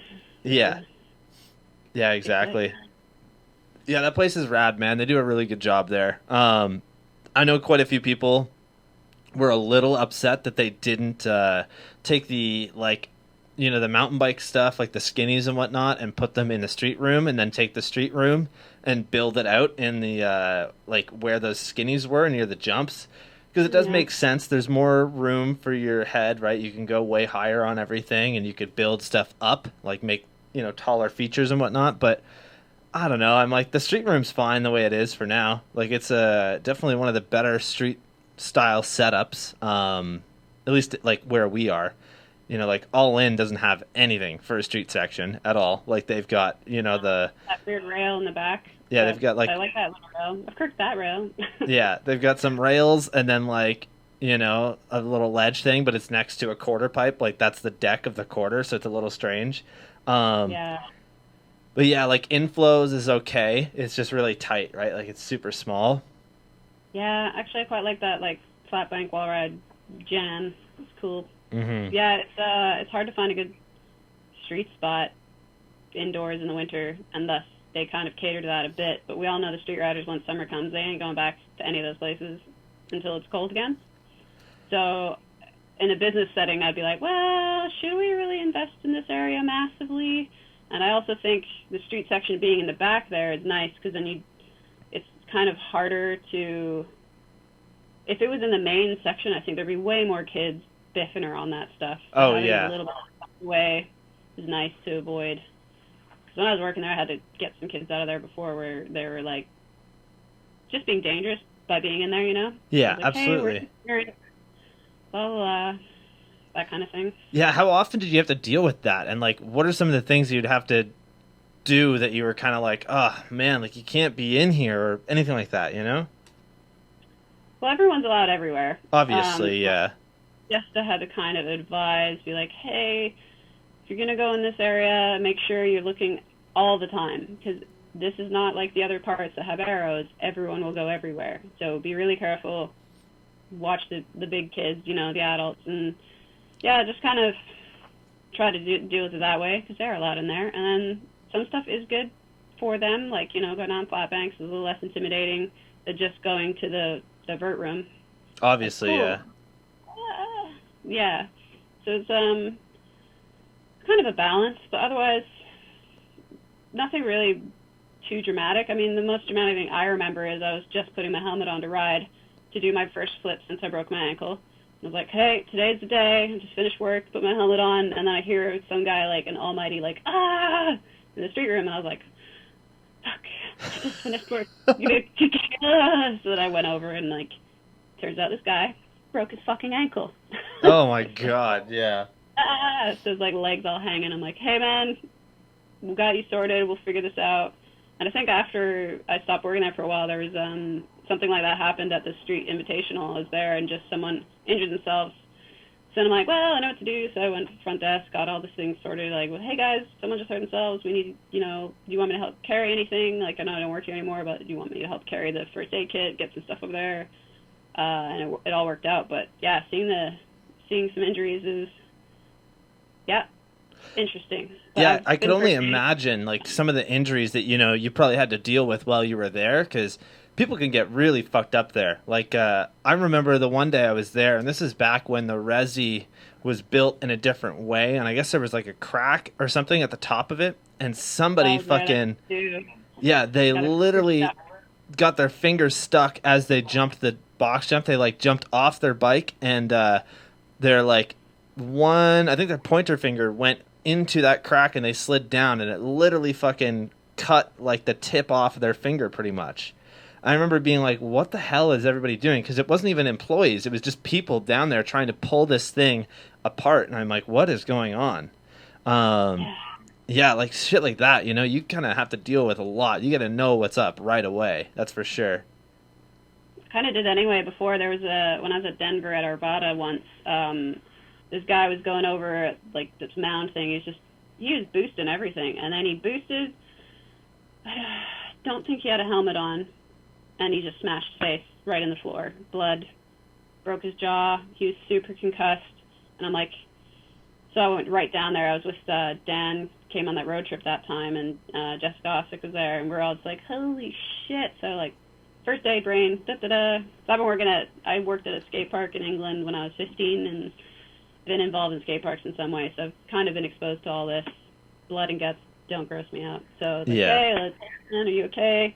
The guys his friends are trying to pull him up out of the quarter, and I'm like, no, there's a fucking walkway. We can just go over there. No, like, it felt really weird that I had, like, if I wasn't there, would they have made him fall more? Would he have?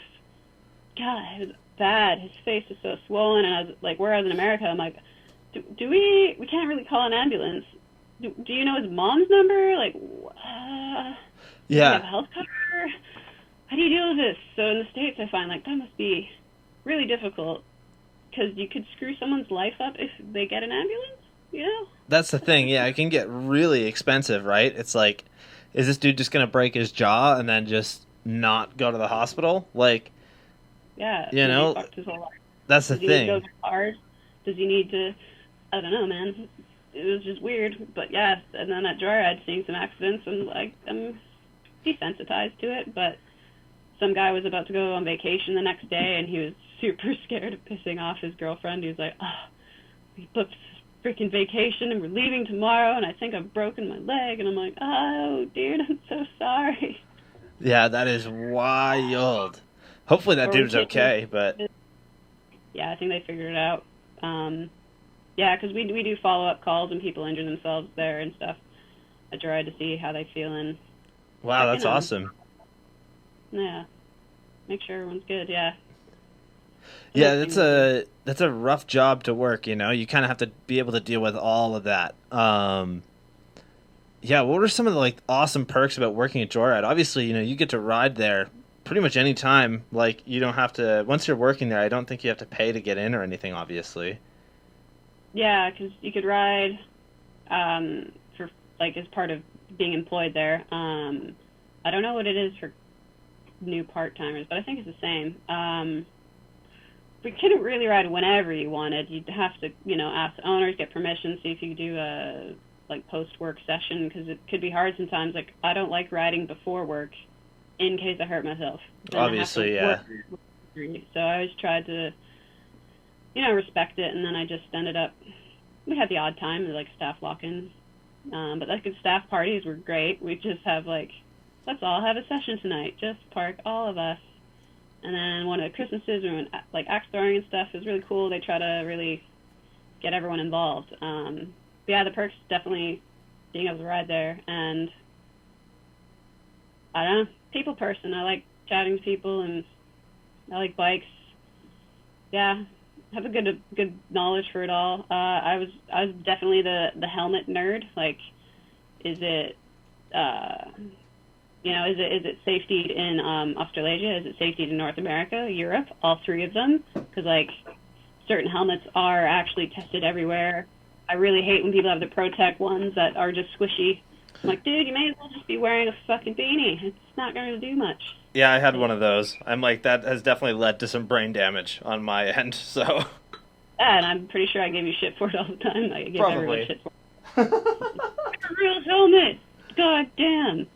I have a really nice one now. I bought a fucking $400 Troy Lee Designs full face, so I'm like, that one's sick. It's really good. Nice. Yeah. I'm like, no more teeth smashing, hopefully. Yeah, you and I like to hit our faces on the floor. A lot, yeah. It's our skill. Yeah, I had Travis over the other day, and we were talking about that too, because just the way that Travis rides, right? Like, if anybody's ever met Travis Stone, he's so fucking tall, and like the way that he rides, his whole body is like over top of the bike in a different way. Like, if he lands nose heavy on anything, he's almost just naturally going to go over the bars. It's not even like he can really control it. He's just so fucking tall. Like, yeah, it's because he's like long, like not just, you know, he's, I guess the word lanky, I guess, but he's not like scrawny lanky, he's just long. So it's kind of, I made jokes about how when he does rails, I'm like, of course it's easy, you just walk over the rail if you fall on it. You're not going to nut yourself, you're just going to like spider over it. Oh my god. I was up filming with a buddy, and we like found this rail, and he wanted to really go for it, so he goes to try it, and first attempt just fully misses the back peg and just goes right to his fucking sack on the kink of the rail. And like, he was done with it that day. He was like, nope, we're done. Like, I'm not going for this ever again. He's like, fuck this rail. It's like, all right, man, fair enough. Like, it's a great rail. I'd love to see somebody do it, but he is clearly not going for it.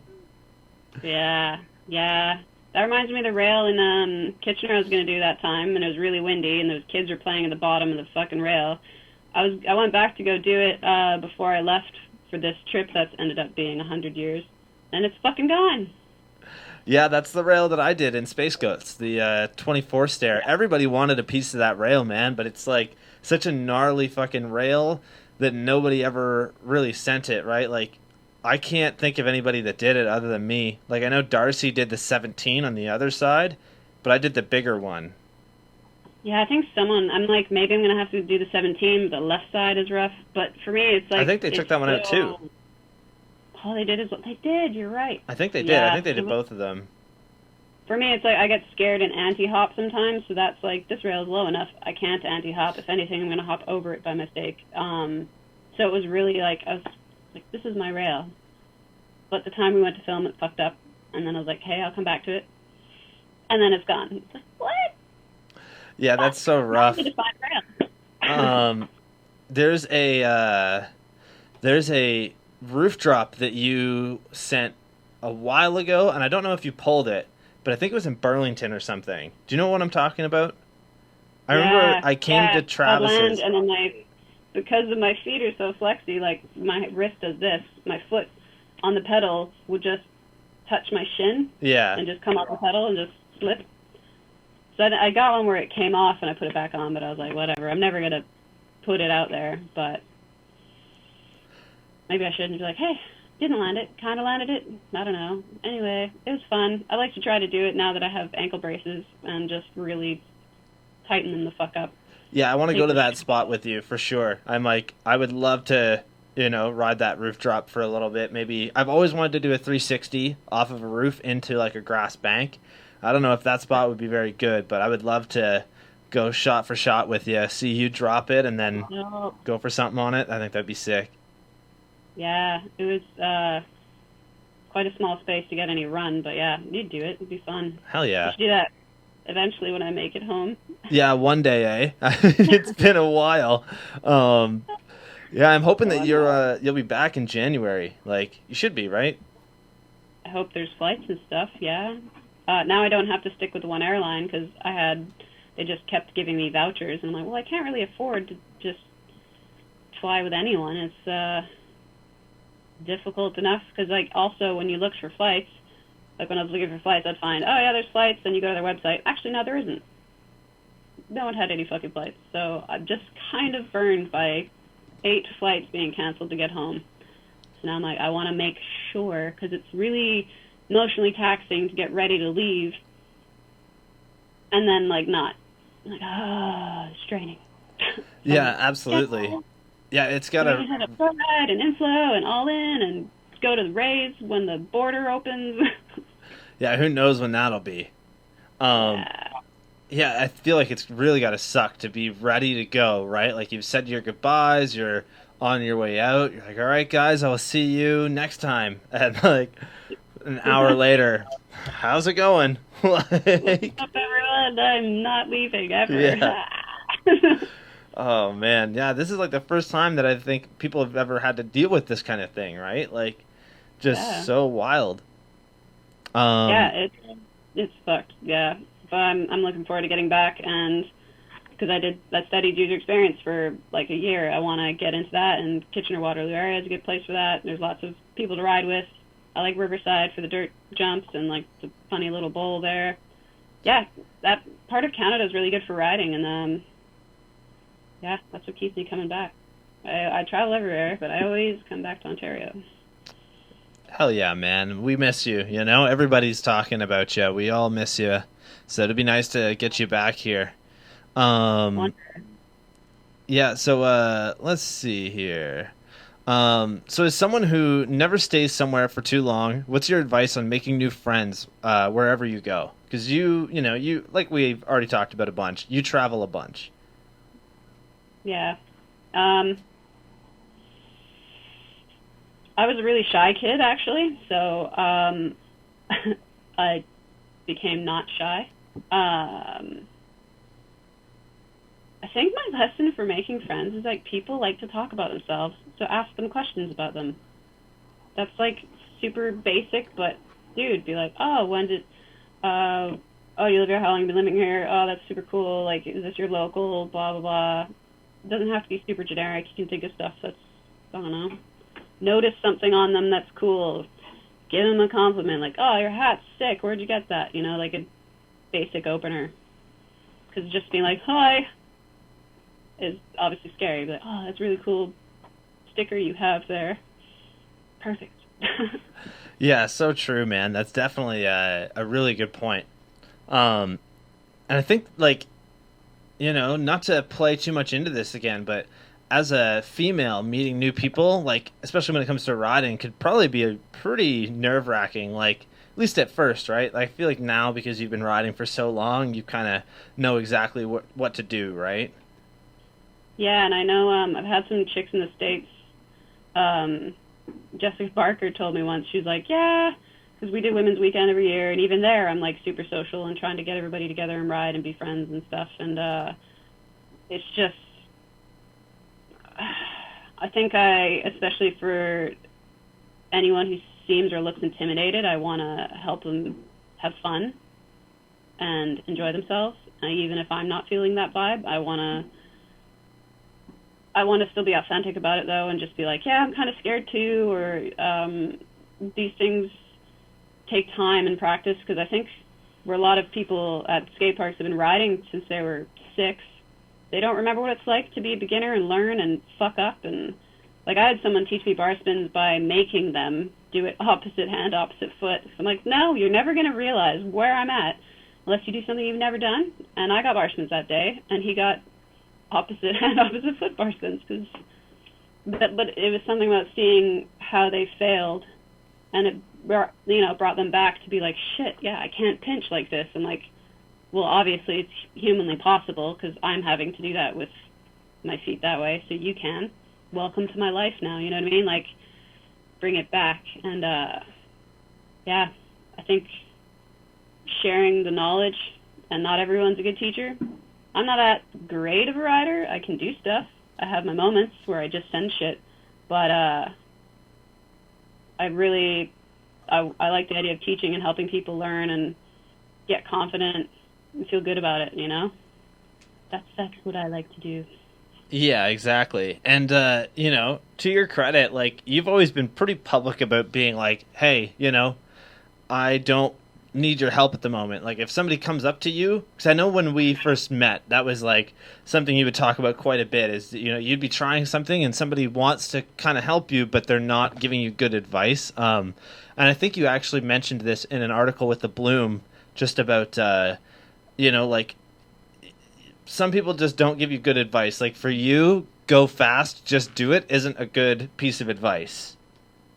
Go higher. Ah, no shit. How? Like, that's cool. Obviously, how do I get past the fear of going fast? How do I get past this? What's the next step?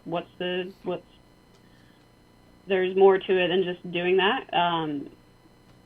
But people don't think about it when they've been doing it for so long, or some people just don't. Not everybody does stuff the same way, so I'm aware when I give advice, I'll ask, like, hey, I see you're doing this.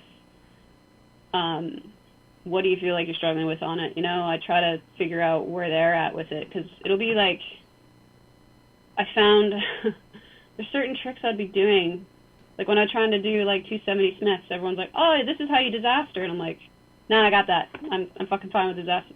Trying this actually, and it was just constantly, every time I rode, they'd be like, oh, any trick I was trying to do, you do this, or if I had someone come and tell me when I was doing a lucky how to double peg, and I'm like, man, I'm doing this on purpose.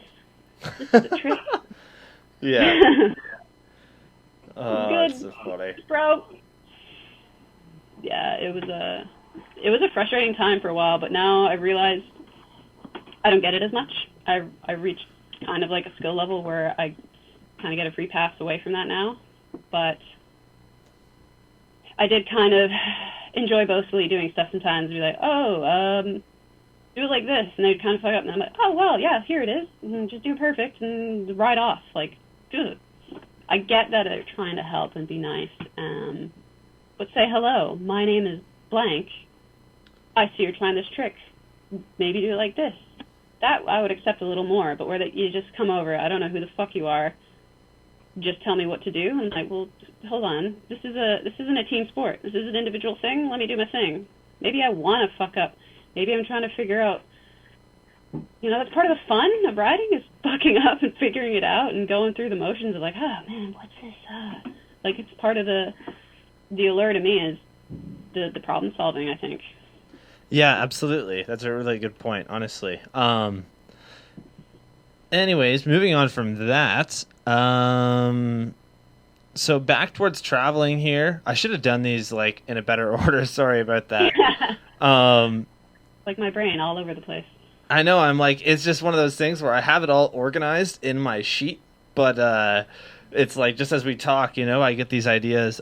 Anyways, going back from traveling, so any places you could recommend for anybody who wants to ride cool shit? Because you've been fucking everywhere. Like, where's a few places you haven't been that you want to go? I guess is a better answer or a better question. Where have I not been and I want to go? New Zealand looks pretty dope. Mainly for, I guess, mountain biking, but it looks super sick. For BMX, I do kind of tend to try to go places that I want to. I guess Germany for some of the new stuff, and to be honest, Vancouver still has stuff I haven't done or looked at, and like Portland, I met a bunch of people there. For me, often it's the people I can ride with when they're too. It's not just the spot. Yeah. It's about like the community. Not everyone rides with that kind of mindset, but that's just where I'm at. Like I went to New York and Mullally skate park in Bronx area, I think. Super, super legit old school park. People like great place, great community. Go to Nebraska. Spain is really awesome. Some parts of Portugal I'd like to ride in Portugal, I guess. Yeah, I don't know. I just like bikes and I like traveling with my bike and meeting new people and riding new places and yeah. Hell yeah, man. That's awesome though. Definitely New York is one of those places that I want to go for sure. I just love the videos that come out of there, like anything from the Animal Crew, like just always great stuff there. Definitely looks like riding New York is like an experience in its own.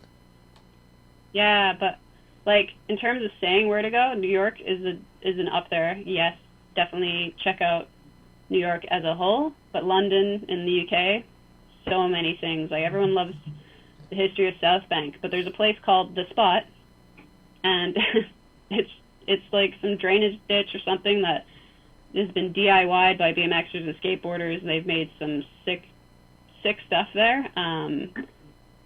And I like that kind of DIY, sort of sketchy, not sketchy. That's why I liked the place in Spain and Mijas. That's another one I would say I recommend to go to. Joe's Ramp as well.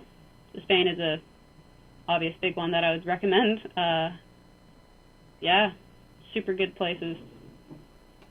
Hell yeah. Yeah, Spain is up there too. I've always wanted to go to Barcelona. I think that's pretty much every BMX rider's dream, is just to ride that fucking big seawall. And you got to ride that thing, which is so dope. There's a skate park near there too that's good, but the part of Spain I was in was southern Spain. That's it. Madrid. I want to go to Madrid. There's some cool trails there. That's where I want to go next. Hell yeah. We were planning to go, and then lockdown happened, and I was at Joe's, not with my friend Anna. So then I had to stay with Joe and stuff. They're super nice, accommodating. But I was like, that was so close to going to Madrid. But Malaga, I'd say Malaga. Barcelona's cool, street great. But Malaga's got a different vibe, for sure. I'd fucking drive all over Spain. Western Canada, Eastern Canada. Let's just go everywhere. That's my problem. Just go everywhere. Yeah, I guess that's a better point, right? Like, just go anywhere that you think would be rad, really. Yeah. And we're BMXers, so you'll meet someone and say hi and become friends. Like, basically, that's how bikes work, for me anyway. I don't know. Everyone's experience is different. This is only anecdotal, but I'd say, yeah, travel with your bike anywhere you go. Anytime you go anywhere, there's probably somewhere to ride, maybe an hour to 2 hours out from where you're visiting. Fuck yeah. Alrighty, so let me see here. We've just done over an hour and a half, so let's do a couple more questions here and we'll end it off there. How's that sound?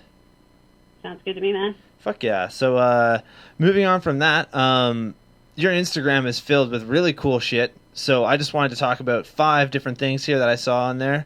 I will bring them up as we're chatting about them, but for number 1, these trails in BC look incredible. Do you know what ones I'm talking about? There's a lot of good trails in BC. Ah, man. Oh, wait, the photos? Just yeah. the photos? Yeah. That's Push Trails. and they're getting taken away. And there was a petition. What? Yeah, because I did some digging with this guy called Dylan King, and his company name, like Earthwaves something, but he's an amazing trails builder, and he had a big part to do with Cush Trails, and he digs trails all over Vancouver Island. So if you want to feel out some good trails, head over there. There's some near Cumberland as well.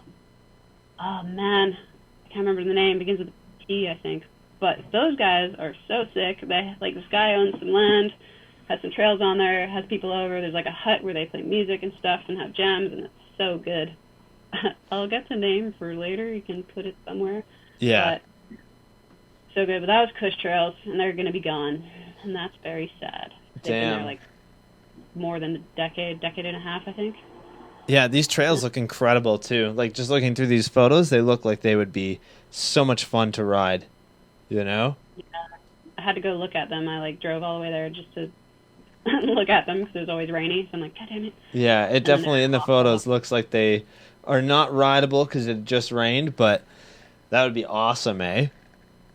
Yeah, it's really sad they're gone, but hopefully something else goes in its place. But England has a lot of good trails. I'll definitely say that. Lots of good trails out here. Hell yeah. Let's see. So for number 2, these are DIY vert walls that you posted. It's a video of you and somebody else riding them, and this was posted on November 2nd, 2019. Do you know what I'm talking about? Yeah, that's in Mihas, the same place as that Big Dirt Hip. There's a movie, a mountain bike thing called Not Too Bad. Yeah.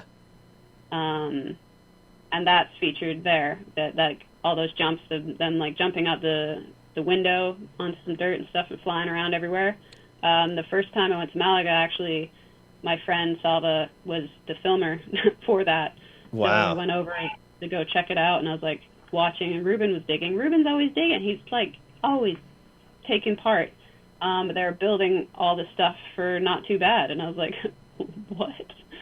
So one lockdown was happening. That's where we all rode because it was the only place we could, if like you knew the right people, I guess. But yeah, that's part of that place. What do you mean? I love the DIY weird shit. Yeah, that thing looks incredible, honestly. And there's some tire marks up in the top left corner for anybody watching. So it looks like it's a big curve wall around that. Is that true?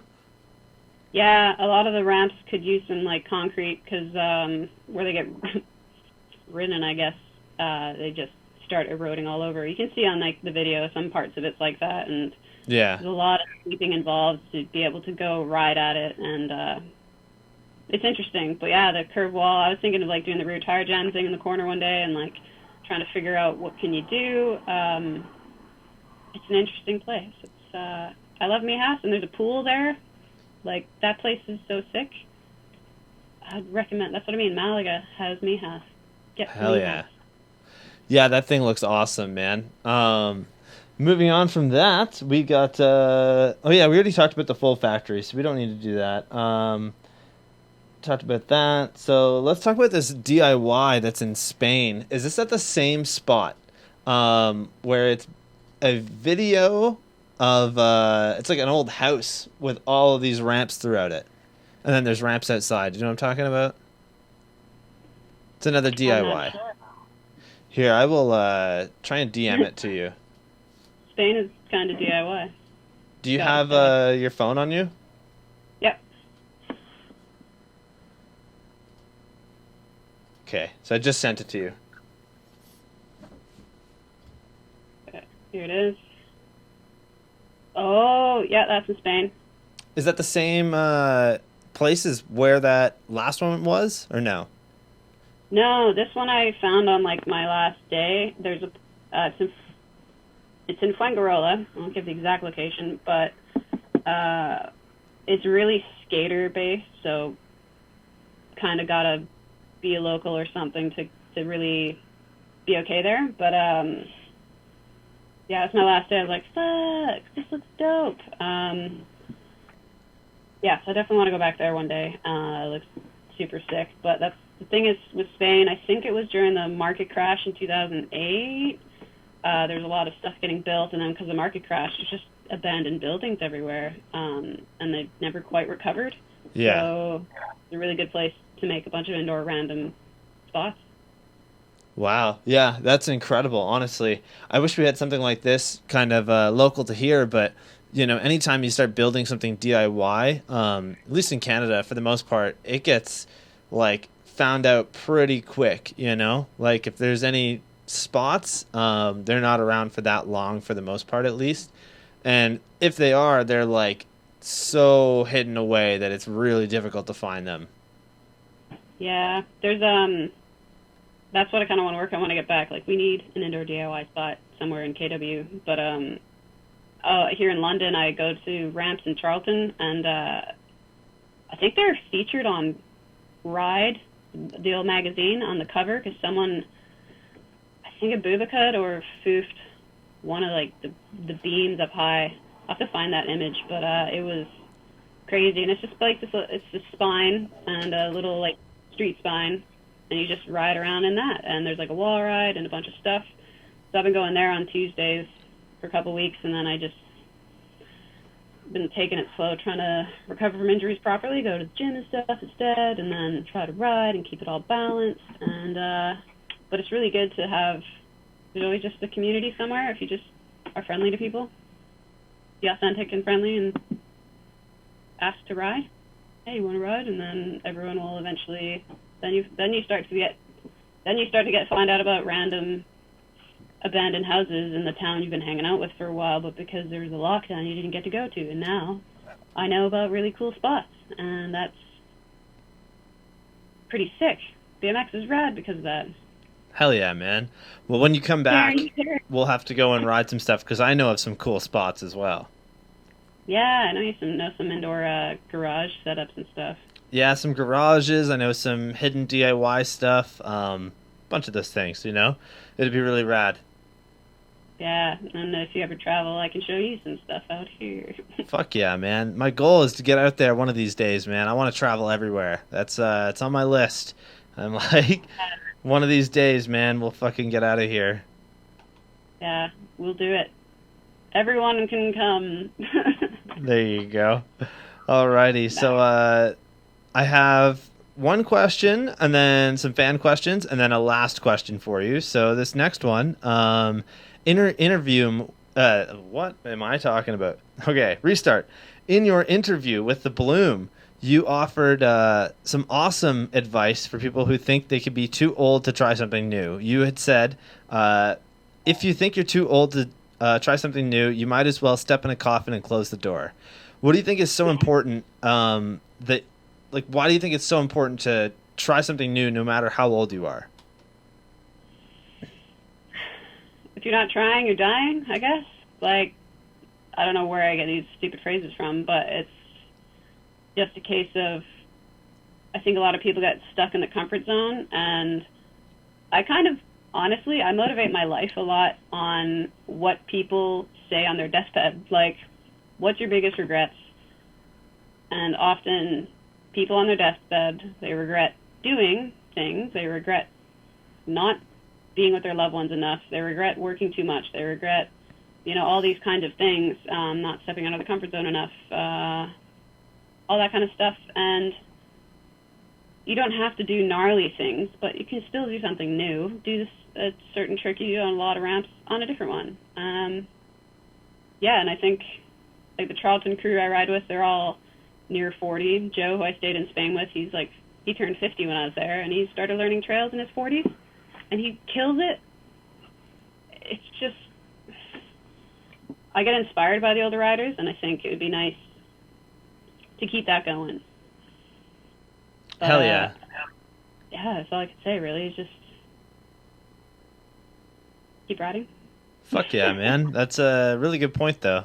So moving on to some fan questions. So from Harvester Bikes, what's the best frame you've ever ridden? Ooh. That's tough, eh? Yeah. I find, actually, the best frame I've ever ridden, I find it's changed every time I change. Because I had that Kink Daryl Taco frame that was like my favorite for a long time. And then I got Carter's Cult one, Cult frame, and those two are very similar geometry. And then the Nowhere frame really unlocked a lot of stuff for me. And I broke my ankle on that frame, though, so it's just like, it wasn't the frame, obviously, but you get these, like, weird superstitions when you ride and you hurt yourself on certain things, and you're like, maybe I'll get a different something now. So I went to, my confidence was just so dead after that injury. It was so long, so I got a longer frame, a 21-inch top tube, and fairly long geometry elsewhere, which was an S&M, I think. And that was good, but I found on spines where it's so much longer, I would have to, like, remember to hesitate. Because on the Nowhere one, I could just whip that bike around, but then I would, like, hesitate and have to, like, figure it out. And now I'm on a BSD passenger, you know that life. And it's a pretty good frame, but I think eventually one day I'd like to get another Nowhere, but perhaps slightly longer, because I've gone to the longer frames to kind of compensate for the fact that that I'm really, like, floppity, so I need to kind of have the extra stability. So when I bought that frame, it was a 20.5, and then I had committed to no brakes at that point, so I got a brakeless frame. But where I broke my ankle, I really would prefer not to stamp my feet down and, like, hurt to avoid hitting kids or England with the hills. So I think in future, yeah, as weird, everyone's like, oh, the Nowhere frames look so weird, gross. Like, shut the fuck up. Get over yourself. They feel fucking sick. And everyone who wrote it was like, wow, this actually feels amazing. So, yeah, one day I'd like to buy another one of those. So I'd go with that. Thanks, Carl. They definitely have an interesting look, you know? You'll know a Nowhere frame the minute you see it, because they are very different than any other frame you've ever ridden. But, yeah, they're really interesting. And there's a reason why they're built that way, you know? Like, it's for the tricks that they kind of unlock and the things that you'll be able to do on it that are way different than a normal BMX frame. Yeah, you can, like, we just ended up, like, I ended up doing weird stuff like double pegs and then standing up on the frame and then dropping in. It was, like, really weird, funky, fun stuff, and that's why that frame was important. And I know Harvester's probably not going to like that answer, because everyone's like, that frame is so weird. But that's not my problem. It feels good, so function over fashion, guys. Fuck yeah, there you go. I've seen people do, like, double whips on those frames and, like, crazy shit like that. Like, I know that those frames are really good. Like, they're not bad by any means. And then they have those crazy bars as well that they dip down in the middle. I like those bars, the candy bars. I really want the 4-piece ones. Like, I just would like... They are still American-made, and I still will pay my way. And I would still want one in the future when I'm, you know, working a little more and traveling a little less. Fair enough. Oh, man. And then this next piece of, or this next question is from the HVX Lamb, a.k.a. Taylor. So any advice on what to start with as a female BMX rider? Like, for parts? No, just for beginners. Like, what's your advice for girls out there who want to get into riding?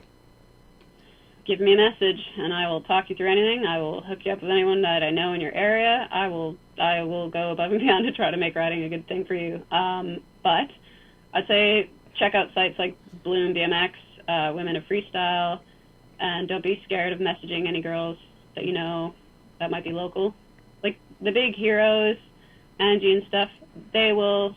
Like Angie, Nina, Paris, they'll probably eventually message you back, but they are busy people riding a lot, and they're in Olympic stuff now. So if they're your heroes, you message them and they're not back to you immediately, don't feel discouraged. They do care. They are amazing riders and amazing girls. So just let it be known that it is kind of a sub-community in a community, and we will always have each other's backs. And I'd say just get out and ride, as simple as that is. It's shitty advice, like, just go higher. But going out, and I'll usually start really basic stuff with people, like try to just lift your wheel and go on a curb. You don't need to hop the curb. Try to just do that first. Then try to get your back wheel up. Then maybe do other things that are just fun and weird to figure out, because it's about getting comfortable on your bike. You don't need to just go start doing boxes and go trying tricks. Like, get comfortable on your bike. Get used to the feel of it. You know, hands on the handlebar, maybe try to do like a one-hander like that on the other bar, and then get your hands back. Weird little things like that, just to get you familiar with the new space you're riding. It's all these guys, they did a bunch of weird shit like that too. They would like launch off curbs and feel like superstars because they all started when they were like 5. So there's a point of playfulness you got to try. You got to be playful. And it's intimidating and scary, but be playful. I would like to make, I actually decided during lockdown, I was making this app idea and have like the prototypes and everything, but I got to figure out how to get funding. Well, my idea was to have a game of bike app where you could have people like beginners and doing like a game of bike where you're trying to bunny hop a stick. I don't fucking know. But anyone can play internationally and send in a clip, and then it gets reviewed of whether it passes and stuff like that, and get everybody involved digitally, because especially I'm so mad like COVID hit and I'm like, my idea, fuck, it would be so useful right now. Yeah, definitely. I love it, man. That's such a great idea. And we actually did kind of see something like that earlier this year with pros doing games of bike over like FaceTime. Like, you know, they would literally... Like, it's happening before me, but I just don't have I'm not a back-end developer to make it happen, but I got everything else. But it would be a really fun thing to have like a game of bike app and just like, it would be good to see, are there any riders out right now? Is anybody, do you know what I mean? Like, just kind of like a Waze for bikes. Is skate park busy? You know, shit like that. Yeah, that would be cool. That's a really good idea, actually. Giving them ideas. Someone make it. I don't need to own it, but someone make it, or help me make it. Yeah, like things need to move forward, and I think that's kind of the direction it's going. A little bit more digital. Fuck yeah, man. That's a really good idea. You know, I really like that. And if any of you guys are out there and you are app developers, hit up Kara Bruce.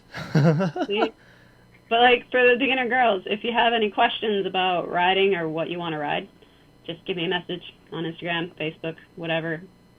What like, I have a girl in Canada. She sends videos of her progress, and it's super cool to see the progress she's making. It's great. I love that shit. Send it. Send me the clips. Fuck yeah, man. This has been awesome, Kara. Thank you so much for sitting down and talking with me today. Anyways, we have one last question for you, and then after that, you and I can chat off air. So, as someone who has spent their life traveling, what's your advice to others who want to do the same? Be flexible with dates and times. Always get travel insurance, and go off season. Like, I don't know why people go during the peak of summer or winter. Worst time. Worst time. I travel the way I do because I have 2 passports too, though, so after Brexit now that won't matter as much. But I have people I can stay with, people I can rely on, and just be a good guest. Leave the place cleaner than when you arrived. People love that shit, and they'll want you back because it's showing beyond respect. You're showing, like, I'm here to help you, help me. You know, it's an exchange, and I think that's a really big one if you're crashing anywhere. And, you know, get a hotel. I made my van into a place I could live, so I could afford to travel and do what I do. It's not like I'm just sitting around renting and working normal hours. It seems fanciful and carefree, but it is a lot of work and a lot of sacrifices. I lived in a fucking Honda Odyssey for a year, so I could travel to Fise and stuff. And, like, that was not that easy in Canada in the winter. Yeah, definitely not. Probably sleeping with a fucking winter jacket on. No thanks. I got a sleeping bag that's good for minus 44. Wow. Jeez, that is wild, eh? I got Reflectix in the windows with some black on the outside, and then that keeps the heat in. I would have the heating on, turn it off, get in the back, close all the curtains, get in that sleeping bag, and then I'd be done. And the mornings were the worst, trying to get up and then go to work, like, But yeah, that's sacrifices. It's not going to look like all the Instagram van lifers, because those people are often ones that owned a house and then sold it and then have a huge Sprinter. Like, sweet if you can do that, but fucking road trip in your car, sleep in that, figure out a way to make it work. That's mainly it. Just, rough it out and have fun. Fuck yeah, man. That's some awesome advice, especially for someone who, myself, I really want to start traveling everywhere. Like, that's our goal. But I want to do a good first trip where we have a couple grand saved up and we can literally just go from one province to another and just, stay there for quite a while. Schools. Yeah, exactly, right? Have a bus driving license. Let's do this. Fuck yeah. I love that idea. Trust me, I love that idea. Yeah. You got to do that so bad. Yeah, I wanted to do a girls one day too, Canadian one, chicks one, everyone one, but definitely needs more. We all definitely need more of that. Yeah, absolutely. End of Summer Jam in Canada, in Vancouver, is like Canadian Swamp Fest. I would recommend definitely going to that one year if you can. Just had to say, I just realized, like, wait a minute. Who hosts that? Do you know? A guy named Lucas Lundy. He'd be good to have a chat with on here, actually. Cool. I will. I'll hit him up. That sounds really cool, actually. Oh, it's so good. He's been doing it like 10 years. Just insane. They like trashed a car. Every year they trash a car. They buy a cheap car, ride it, smash it up, fucking obliterate it. When I went, they put fireworks off inside of the car, like, fuck it, and then haul it away and see you next year. That's awesome. That sounds like so much fun, honestly. I wanted to do a DIY jam this year, but with everything that happened with COVID, it was just not a thing. Like, I could not set it up, unfortunately. But yeah, near future, I'm going to try and make that happen for sure. Yeah, I think you'd benefit from that. And I think, you're really good at organizing jams. I think you and Lucas would have a good chat, actually. And, totally talk to Lucas. And Dylan is the guy that did a lot of help at Cush Trails. Like, he'd be good. Fuck yeah. Well, like, many good people out there to talk to, but... Yeah, I'll have to hit them up. I'm definitely interested in doing that.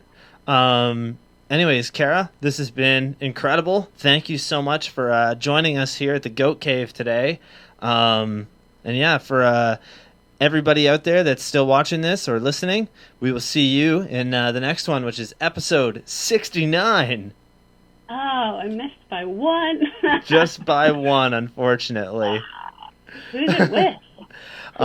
To be honest with you, I don't have a guest yet. I'm going to figure it out, and I had an idea, but I'm not sure if we're going to do it or not. I might. It might be a pro. It might be four of us sitting here. It might be, who knows? I think it will be a lot of fun. 69 of you.